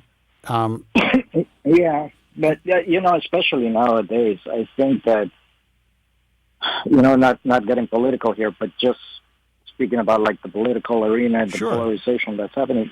I mean, even right now, people get angry at you because you're saying, "Hey, this is what biology says and what has been saying for thousands of years," and they want to cancel you because you're destroying their illusion. You're destroying their bubble, their reality that they live in, and you know. It is what it is. Dude, I would say that I was originally, I'm glad that this happened to me early on in my life and before people were being canceled because the industry was so afraid of what I was saying and I was speaking the truth. They attempted to cancel me in a big way. I'm talking about having my sponsors pulled from my radio program, insane stuff. You know, making up incredibly false and defamatory claims. I mean, some of that still happens today. There's some really serious nut job doctors out there. But, you know, I kind of became bulletproof in a sense, and I kind of understood what it took to handle all that stuff. And when I see it happening today to the scale that it's happening, you know, especially, listen, the more famous you are, obviously the more people jump on the bandwagon. But in my little sphere, it was pretty heavy back in the day because all of the so-called important people in the industry were attempting to stop this information from getting out to the public. You know, so it is. It's exactly what you're talking about, man. I mean, it's like, it's interesting, and what's happening now is scary. I think you're like the Joe Rogan of the hair industry, where you know they try to cancel him. He's achieved what they call the escape velocity. They try to cancel you. You already went through the test of fire, and it's going to be very difficult to cancel you. And you know, how dare they? Well, I appreciate you saying that, and you know what I say, especially to, I mean, there's still a handful of nut jobs out there. One in particular. You know, what are you going to do? I would hate to be burdened in this person's head and have the burden that he has to carry. I keep trying to get canceled, and no one wants to try. Listen, I'm telling you, eventually, when I hand you the baton completely, you'll be in the crosshairs. But right now, everyone loves Joe Tillman. I publicly throw F-bombs at these organizations, and they keep coming back for more. Because they think that I'm pulling your strings. It's still Kobren's fault.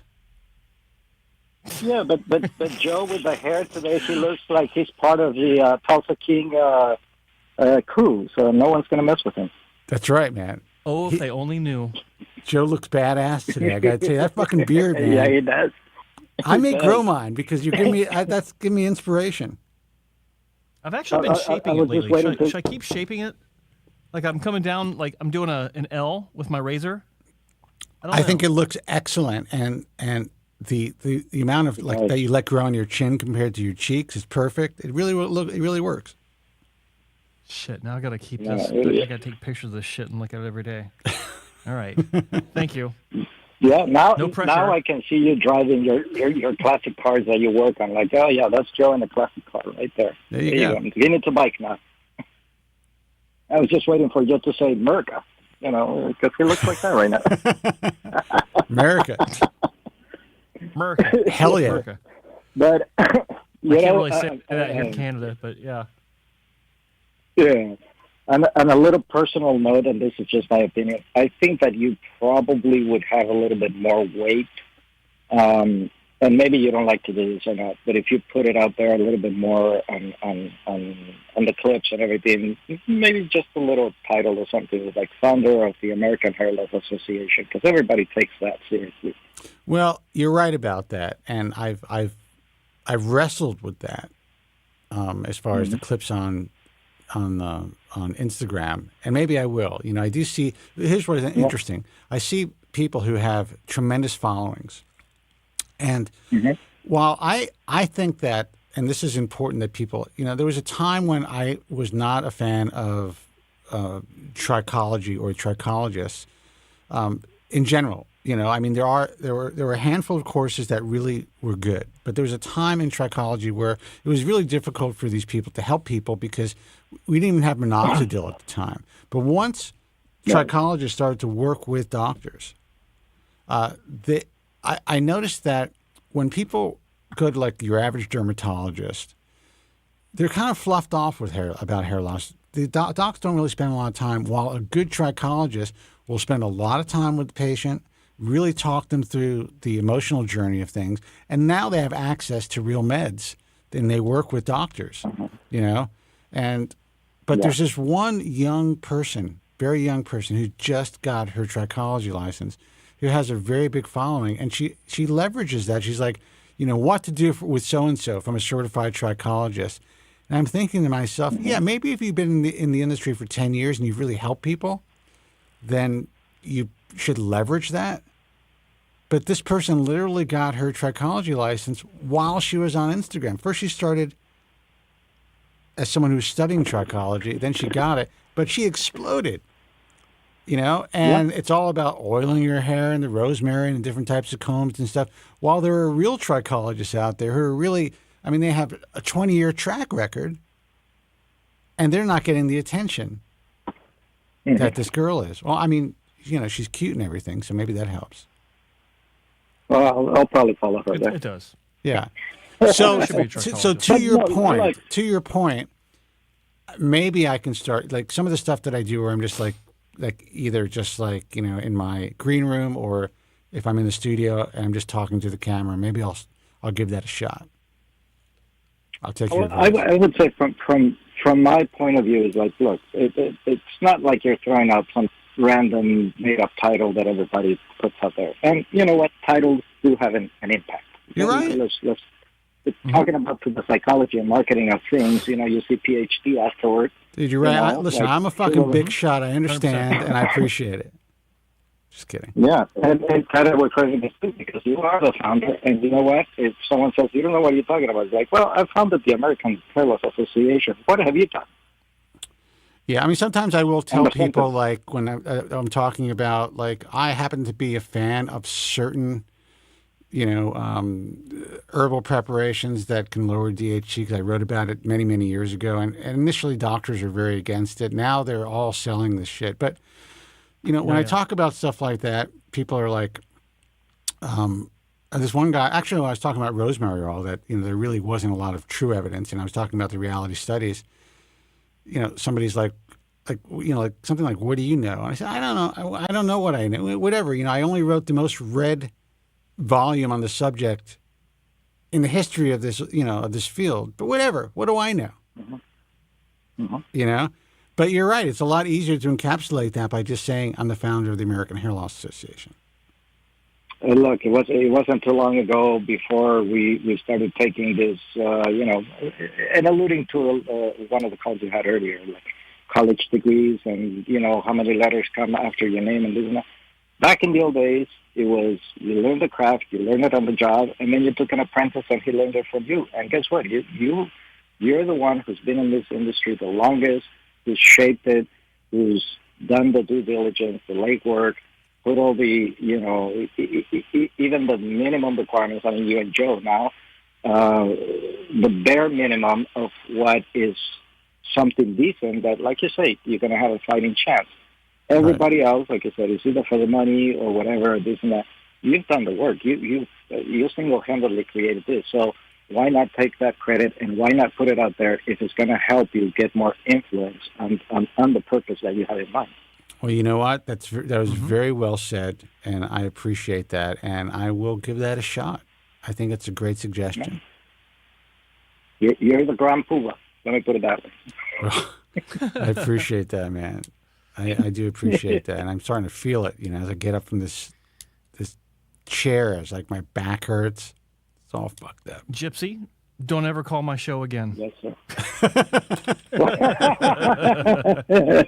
How dare you? Now we know how you really feel. Now here's the thing, Joe. I think there's an advantage to it. Like you said, you don't get any shit from anybody because they all think that Kobren is somehow pulling the strings. Like you and I talk, we barely communicate when we're not doing this show. No, they just feel like I'm a nice guy, and they respect how the nice mentor. You are. Yeah. Look, I'm a business consultant by trade. Okay. Someone has to be the brains. Someone has to be the pretty boy in the image. Yeah. So that's it. So now you can be the pretty boy, Joe. Oh, wait a second. I'm the pretty boy. Wait, which is it? What? Wait. See how he's ambiguous on who is who. Exactly. He left it for us to decide. Yeah, we'll battle it out. Listen, I'll call to Joe's show and then I'll tell him in private, which one is which. All right, brother. Well, listen, great call. We appreciate you. Is there anything else? Anything you wanted to ask or anything? No, we're good. I talked to Joe yesterday, so I confessed to him yesterday, so he gave me an absolution. I'm still going through the motions of that. Okay. Mm-hmm. All right. Well, you just do 10 Hail Marys and, whatever.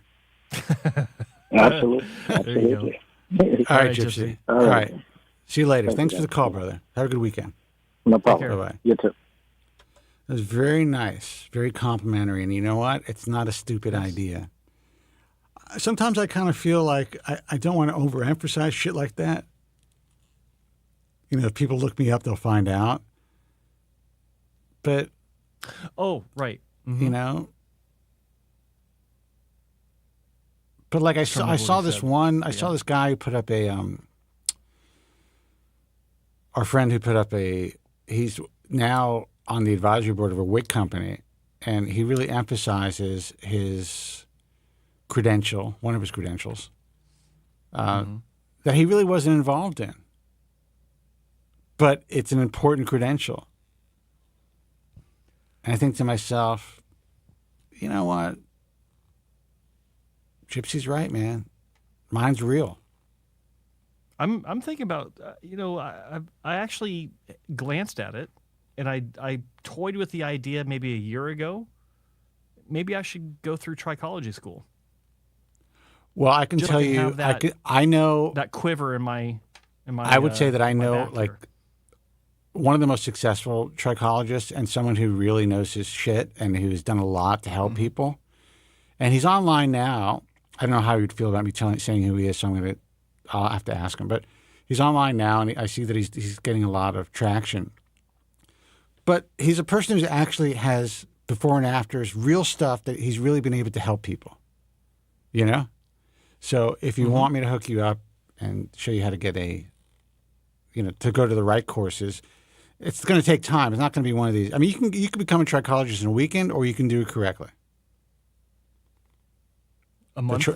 The choice is yours. If you have a solid month, I can get you through it. A solid month. No, but you actually have life experience, so they may give you credit for that. Yeah. To tell you the truth. Exactly. And even if they don't, I will walk all over the program regardless. Like it'd be. Actually, I think that's actually not a bad idea. Yeah. Trichology is so much different than when I started now. And again, you have access to all the physicians, so you could really, not that you would charge anybody to do it, but it's not. I don't know what you would do in the future, but I don't want to limit you. I don't want to pigeonhole you. Just to be able to have that behind my name. Yeah. Because the majority of the lay public have no idea. Yeah. What a trichologist is. They just think it sounds important. Yeah. And that's the only reason why I'd even do it. Yeah. Well, we want to make sure that you're involved with the right society, so I'll hook that up. Let's see who this is, and then we're going to go, right? Well, 5 minutes, caller. Right. 5 minutes, because we started late. 5 minutes. Hey, you're on the air. Who's this? Yo, Steve from Arizona. Hey, Steve from Arizona. What's happening? Yo. Hey, what's going on? Yeah, I just thought I'd call. I saw you guys weren't getting shit for calls, and I thought another one might help out a little bit. Jesus Christ! Is this gonna help on the gram later when you put it on there? Yeah, I really appreciate that. That's good. That's good.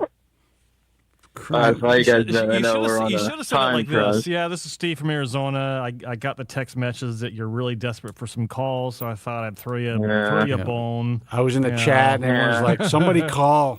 I got the Zelle payment. I'm good. I got 5 minutes for you. Don't worry about it. Zelle. So what's up, brother? How you Good doing? stuff, man. Not too bad, man. Everything's been hanging in there. How have you guys been? I'm not terrible. Joe seems a little more terrible right now. He's like, I feel pretty good. How's the hair been holding up? It's, listen, I still got the hair frisbee going. It's working. I'm doing the best that I can. I'm seeing you're. Meanwhile, I got you're Rob hanging in Hellner in the chat room saying it looks like my hair was a 1970s reject. So it's like, how's the hair doing? You ask Rob. Yeah, Rob knows. I mean, you do what you can do. You know what I mean? Like, it's tough, especially you got lighting on you and everything else. It looks fine. You can't please everyone, man. You can't please everyone. Not even close. Yeah, so everyone's a critic. For me, right? So for me, with the hair, holding up pretty good. In my 40s now, and I started the finasteride in my mid-30s, so it's holding up pretty good. I wouldn't say maybe it's just as good as it was, a few years ago, but I mean, it's really, really close. I think it's stable to the point where it's like a really slow slide downhill. It's more or less imperceptible. I probably will eventually get like a small transplant in front. I mean, if someone saw me like, freshly washed and coiffed and, you put the little tiny bit of derm match in front to make it look better, I think most people would say, oh, it looks really good, especially if it was like not in the sunlight or something. But I think eventually I'll do it not because it's bothering anybody else and not because it really bothers me, but just because I think that slow regression will end up catching up to me maybe in the next few years.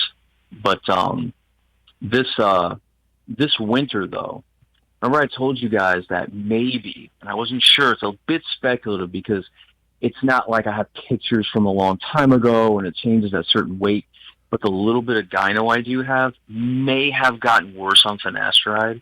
I know sometimes that gets worse over time as guys get older anyway. Yeah. But that I am getting done. And this is I have more of like an outside job. So more an outside business that I have. So I can't really get it done unless it's in the winter time. So this winter I'm going to take a week off and I'm going to go get that done. Now let me ask you. I don't have any. Were you diagnosed with gyno, or do they actually feel the glands and the? Oh yeah, the mirror diagnosed it when I was about 15 years old. Okay, yeah, right away. I even went to a doctor because I know that they have like certain. I can't remember the name now, but certain medication that on certain people they have said it has reduced it to a reasonable extent. I don't know. I've had it so long since I was like, Is there an aromatase inhibitor? No, aromatase would stop like further, like if you had consistently getting bigger, like if you were on, say, like testosterone or something like that. But no, I can't remember exactly what it is, but people have said it has shrunk it. But I'm like, you know what? I don't have like somebody who has like, two smiley faces on their chest. Some guys have it real bad. Right. You can't even really see it like if I'm wearing a shirt, but it's a little bit there. I can get pretty lean and get abs and it's still a little bit right at the nipple. Yeah. And, even like, girls that I date will say, oh, of course they're going to be being nice too, but oh, it's not a big deal. Or, oh, I can't even notice. It's like, come on. I mean, you could see it a little bit. Look, if you find the right surgeon, if you find the right guy, exactly. and you feel comfortable. I mean, I understand that, and I don't know if this is true, Dwayne. So maybe it's rumor, it's hearsay, but I understand The Rock had this done years ago. Back in like the late '90s. Yeah, I don't know, but a lot of people get it done. You know, honestly, like if I bend over a little bit now that I'm close to 60, I'm like, what the, like my pecs are turning into like slightly hanging breasts.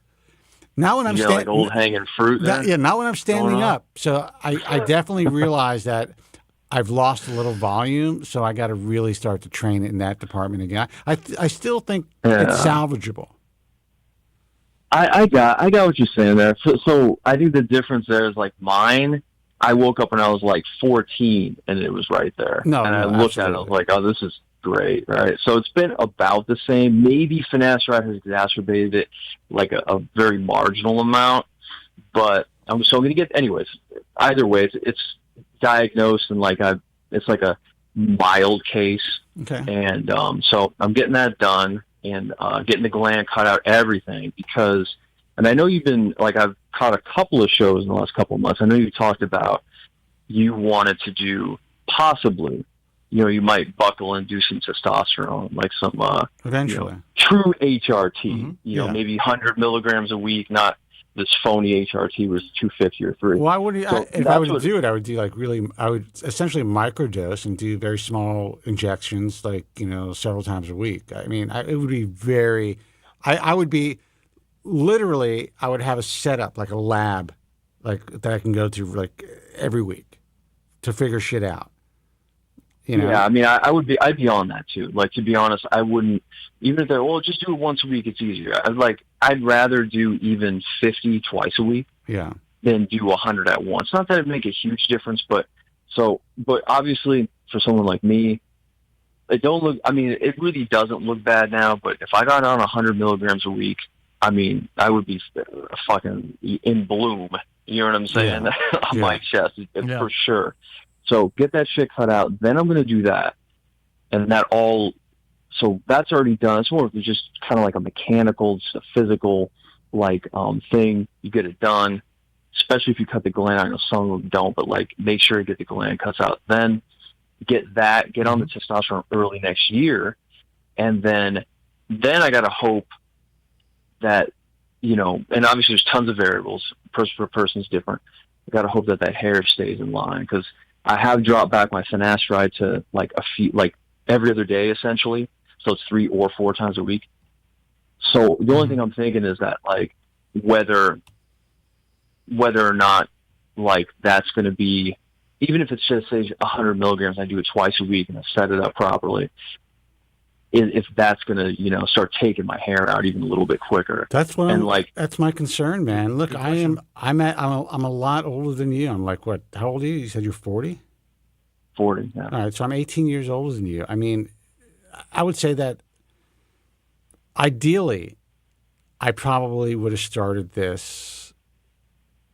You know, I don't like the idea of starting TRT or any of this testosterone replacement, or any of the anti-aging stuff until you really need it. I'm of the mindset that you want to be able to produce your own testosterone for as long as you can, as long as it's within a normal range. And I think you'll have a better long-term result. But then there's people who are on the mindset, you want to start young so that you continue to maintain your muscle growth, your muscle mass, and all that stuff, and you never really feel the effects of aging. I don't think that's a great idea for me. But I also feel like I should have. If I wasn't concerned about the hair loss, I may have started around 55. Yeah, and I think, like, to your point with that, I think with, you know, a lot of people who say start early, they're more, or rather less averse of taking stuff. Like, I've never taken steroids, like, ever. And I haven't wanted to. Obviously, the hair and then the guy and all of it. But outside of just the exterior physical stuff, which you can deal with one way or the other, you know, also, we don't have studies long enough to know, or any, to know, okay, this is going to be good for you long term. You know, we've got, 100 years or even 50, 60 years of studies backed up. We don't even know if this HRT shit, even at 100 milligrams, which is just because it's a round number, why not 90, right, or 86? Yeah. So we don't even know if that is good. Or even 75. We don't even know, like, how does your body really handle, let's say in your case, 100 milligrams. They're not going to give you less than that. 100 milligrams. You could take less or whatever. 100. Let's just say 100 milligrams for a week. I don't know how does 58. By the time you do maybe 59 or 60, how does that hold up? Like, does it hold up properly? Well, there are. You don't know. There's a small group of physicians who would really work to titrate, who would get, you would be able to get less, and you'd have, you can use these tiny syringes, and you can kind of just use your own, get it out of the ball yourself and all that shit. But I don't know. You don't know. That's the thing, and also you don't know about the possibility of, increasing, or exacerbating tumor growth. That it's something that cancer cells that may not have ever developed into cancer. We don't know exactly. If you have little carcinomas on your skin or whatever it is, and maybe they never would have gotten to the point where there were any major issue, and then all of a sudden you have a fast growing tumor. Who knows? Prostate size, anything going on there, like colorectal, and you just don't know. But for me, I guess if you're going to do it, it's probably a greater risk, and this is just speculation, than taking finasteride, is taking, at least a small amount of testosterone weekly. I believe that it. Look, we fuck with our hormones with finasteride for sure, but it's just been around for so long now that at least we haven't seen any long-term adverse events yet. It's still, I know 30 years isn't forever, but it's been around for a long time. We keep trying. Yeah, exactly. We're trying to figure it out. But, for me with the test, I know my levels are low. I did, test them. They were low, even on finasteride, which, raises it, 8 to 10%, which isn't much, but still, they were like around the low 300s, which is considered low, well, as Joe knows, I'm any higher. For my age, I'm a specimen without my shirt on. So I'm just certainly. I am just kidding. I'm actually noticing. I told you. Well, he keeps. I've not said. Okay, official. Let's get this out of the way. I've not said one way or the other. It's just he keeps sending me pictures saying, "Aren't I a specimen? Aren't I a specimen?" That's true. It's like it's not as bad as our one friend who sent me that dick pic.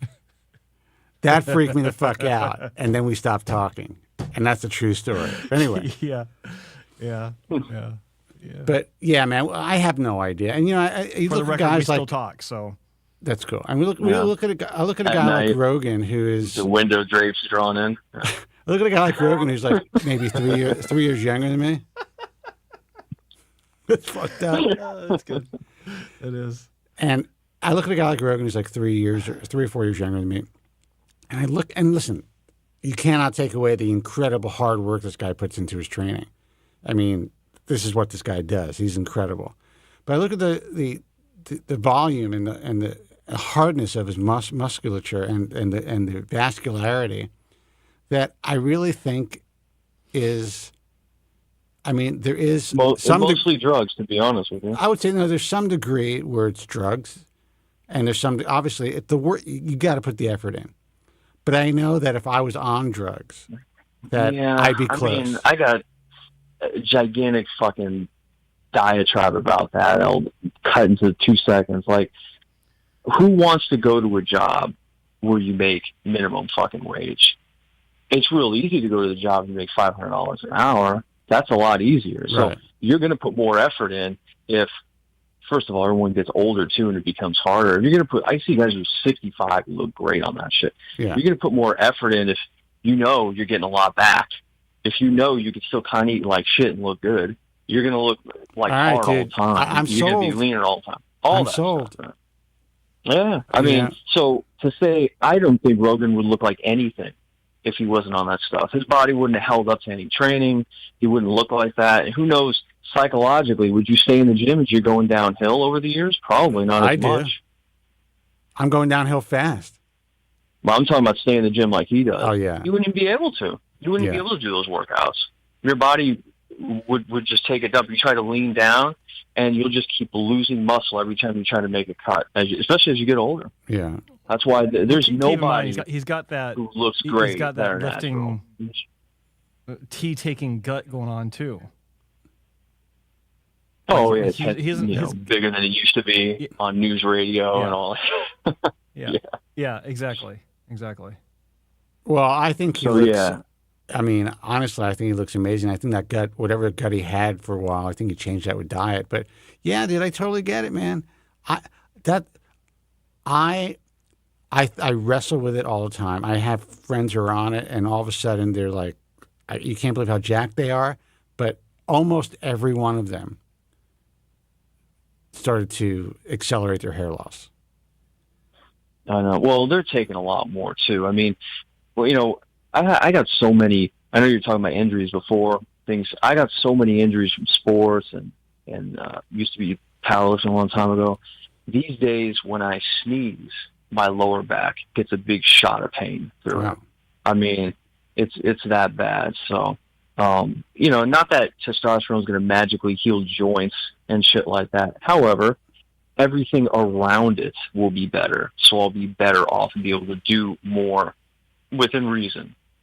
Just by everything being primed up correctly, my muscles being really strong around the joints, and providing a lot more support. So, I'm doing it for that reason too, not simply because of vanity. I still like to play basketball at my age, but every time I go out there, and I got everything wrapped up, like a fucking mummy, and it doesn't matter. Every time I go out there, I'm straining something, I'm hurting something. Dude, So, I just recently stopped, help. as far as doing half court.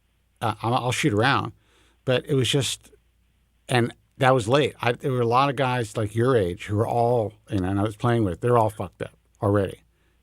These are just weekend warriors, and they just didn't really train their bodies. I held up for a long time, but I got to tell you, man, it's just the way that it is. And you can still look pretty good when you're older, but your body, shit just starts to break down. And that's why it really is important, I think. A lot of guys start to put on a lot of muscle at a young age. They carry a lot of muscle. They lift a lot of heavy shit. They don't realize how that's going to damage them when they get older. I really think strong but moderate, exercise when you're young is very valuable when you get old. You know what I mean? A lot of these guys are just, now they're really messed up at my age. Yeah, it's true. I know you got a lot of young guys listening, and I know some haven't seen the light of day in months, except for listening to your show. However, if they do go work out and stuff, do not do that powerlifting bullshit, trying to overextend yourself thinking, I'll be fine. You're not going to be fine. Like, you will fuck your joints up. This is what I have done. Yeah. Like, you will destroy them. They have a finite length of time and how much grinding you need to do until they're gone. It's not like a muscle where it recovers. It doesn't recover for shit.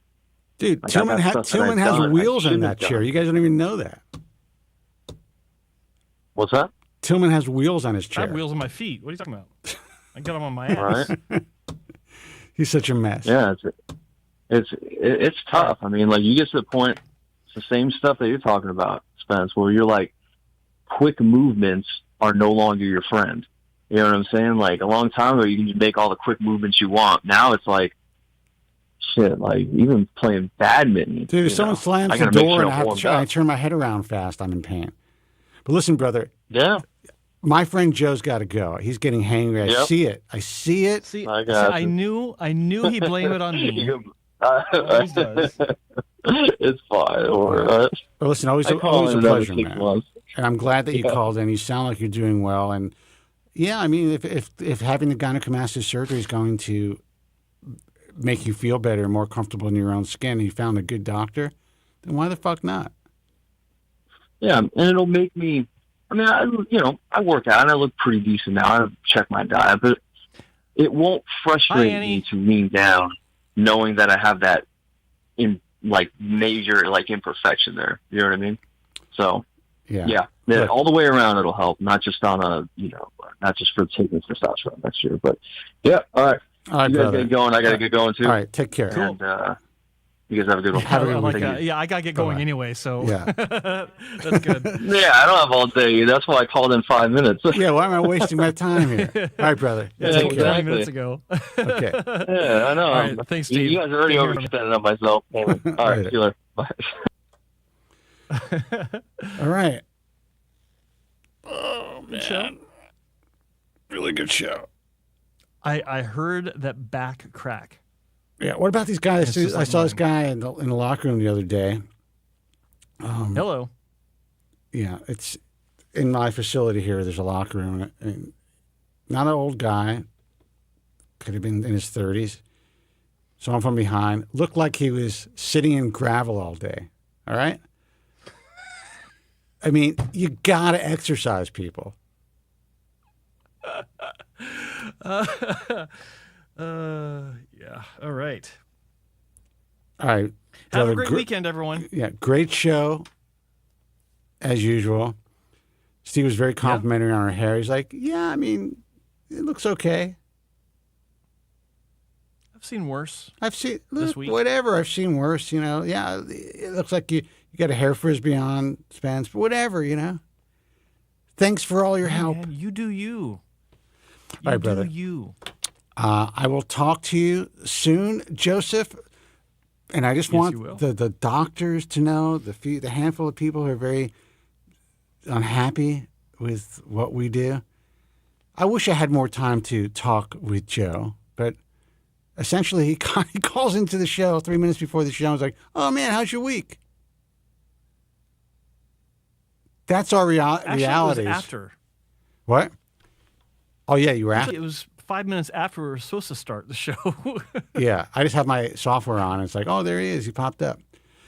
All right, brother. Great show, guys. I want to thank everyone for tuning in and hanging out as usual. Follow me on Instagram at Spencer Kobren. I'm really going to try to do more stuff on there, and I want you guys to share it if that's possible. I don't know how that works, but at least tell people about it. You know. Well, I'll tell you how it works. Sorry to interrupt. I'll tell you how it works. It takes followers on Instagram accounts like yours and mine to not be afraid to share and then have their friends saying, why are you sharing hair loss stuff?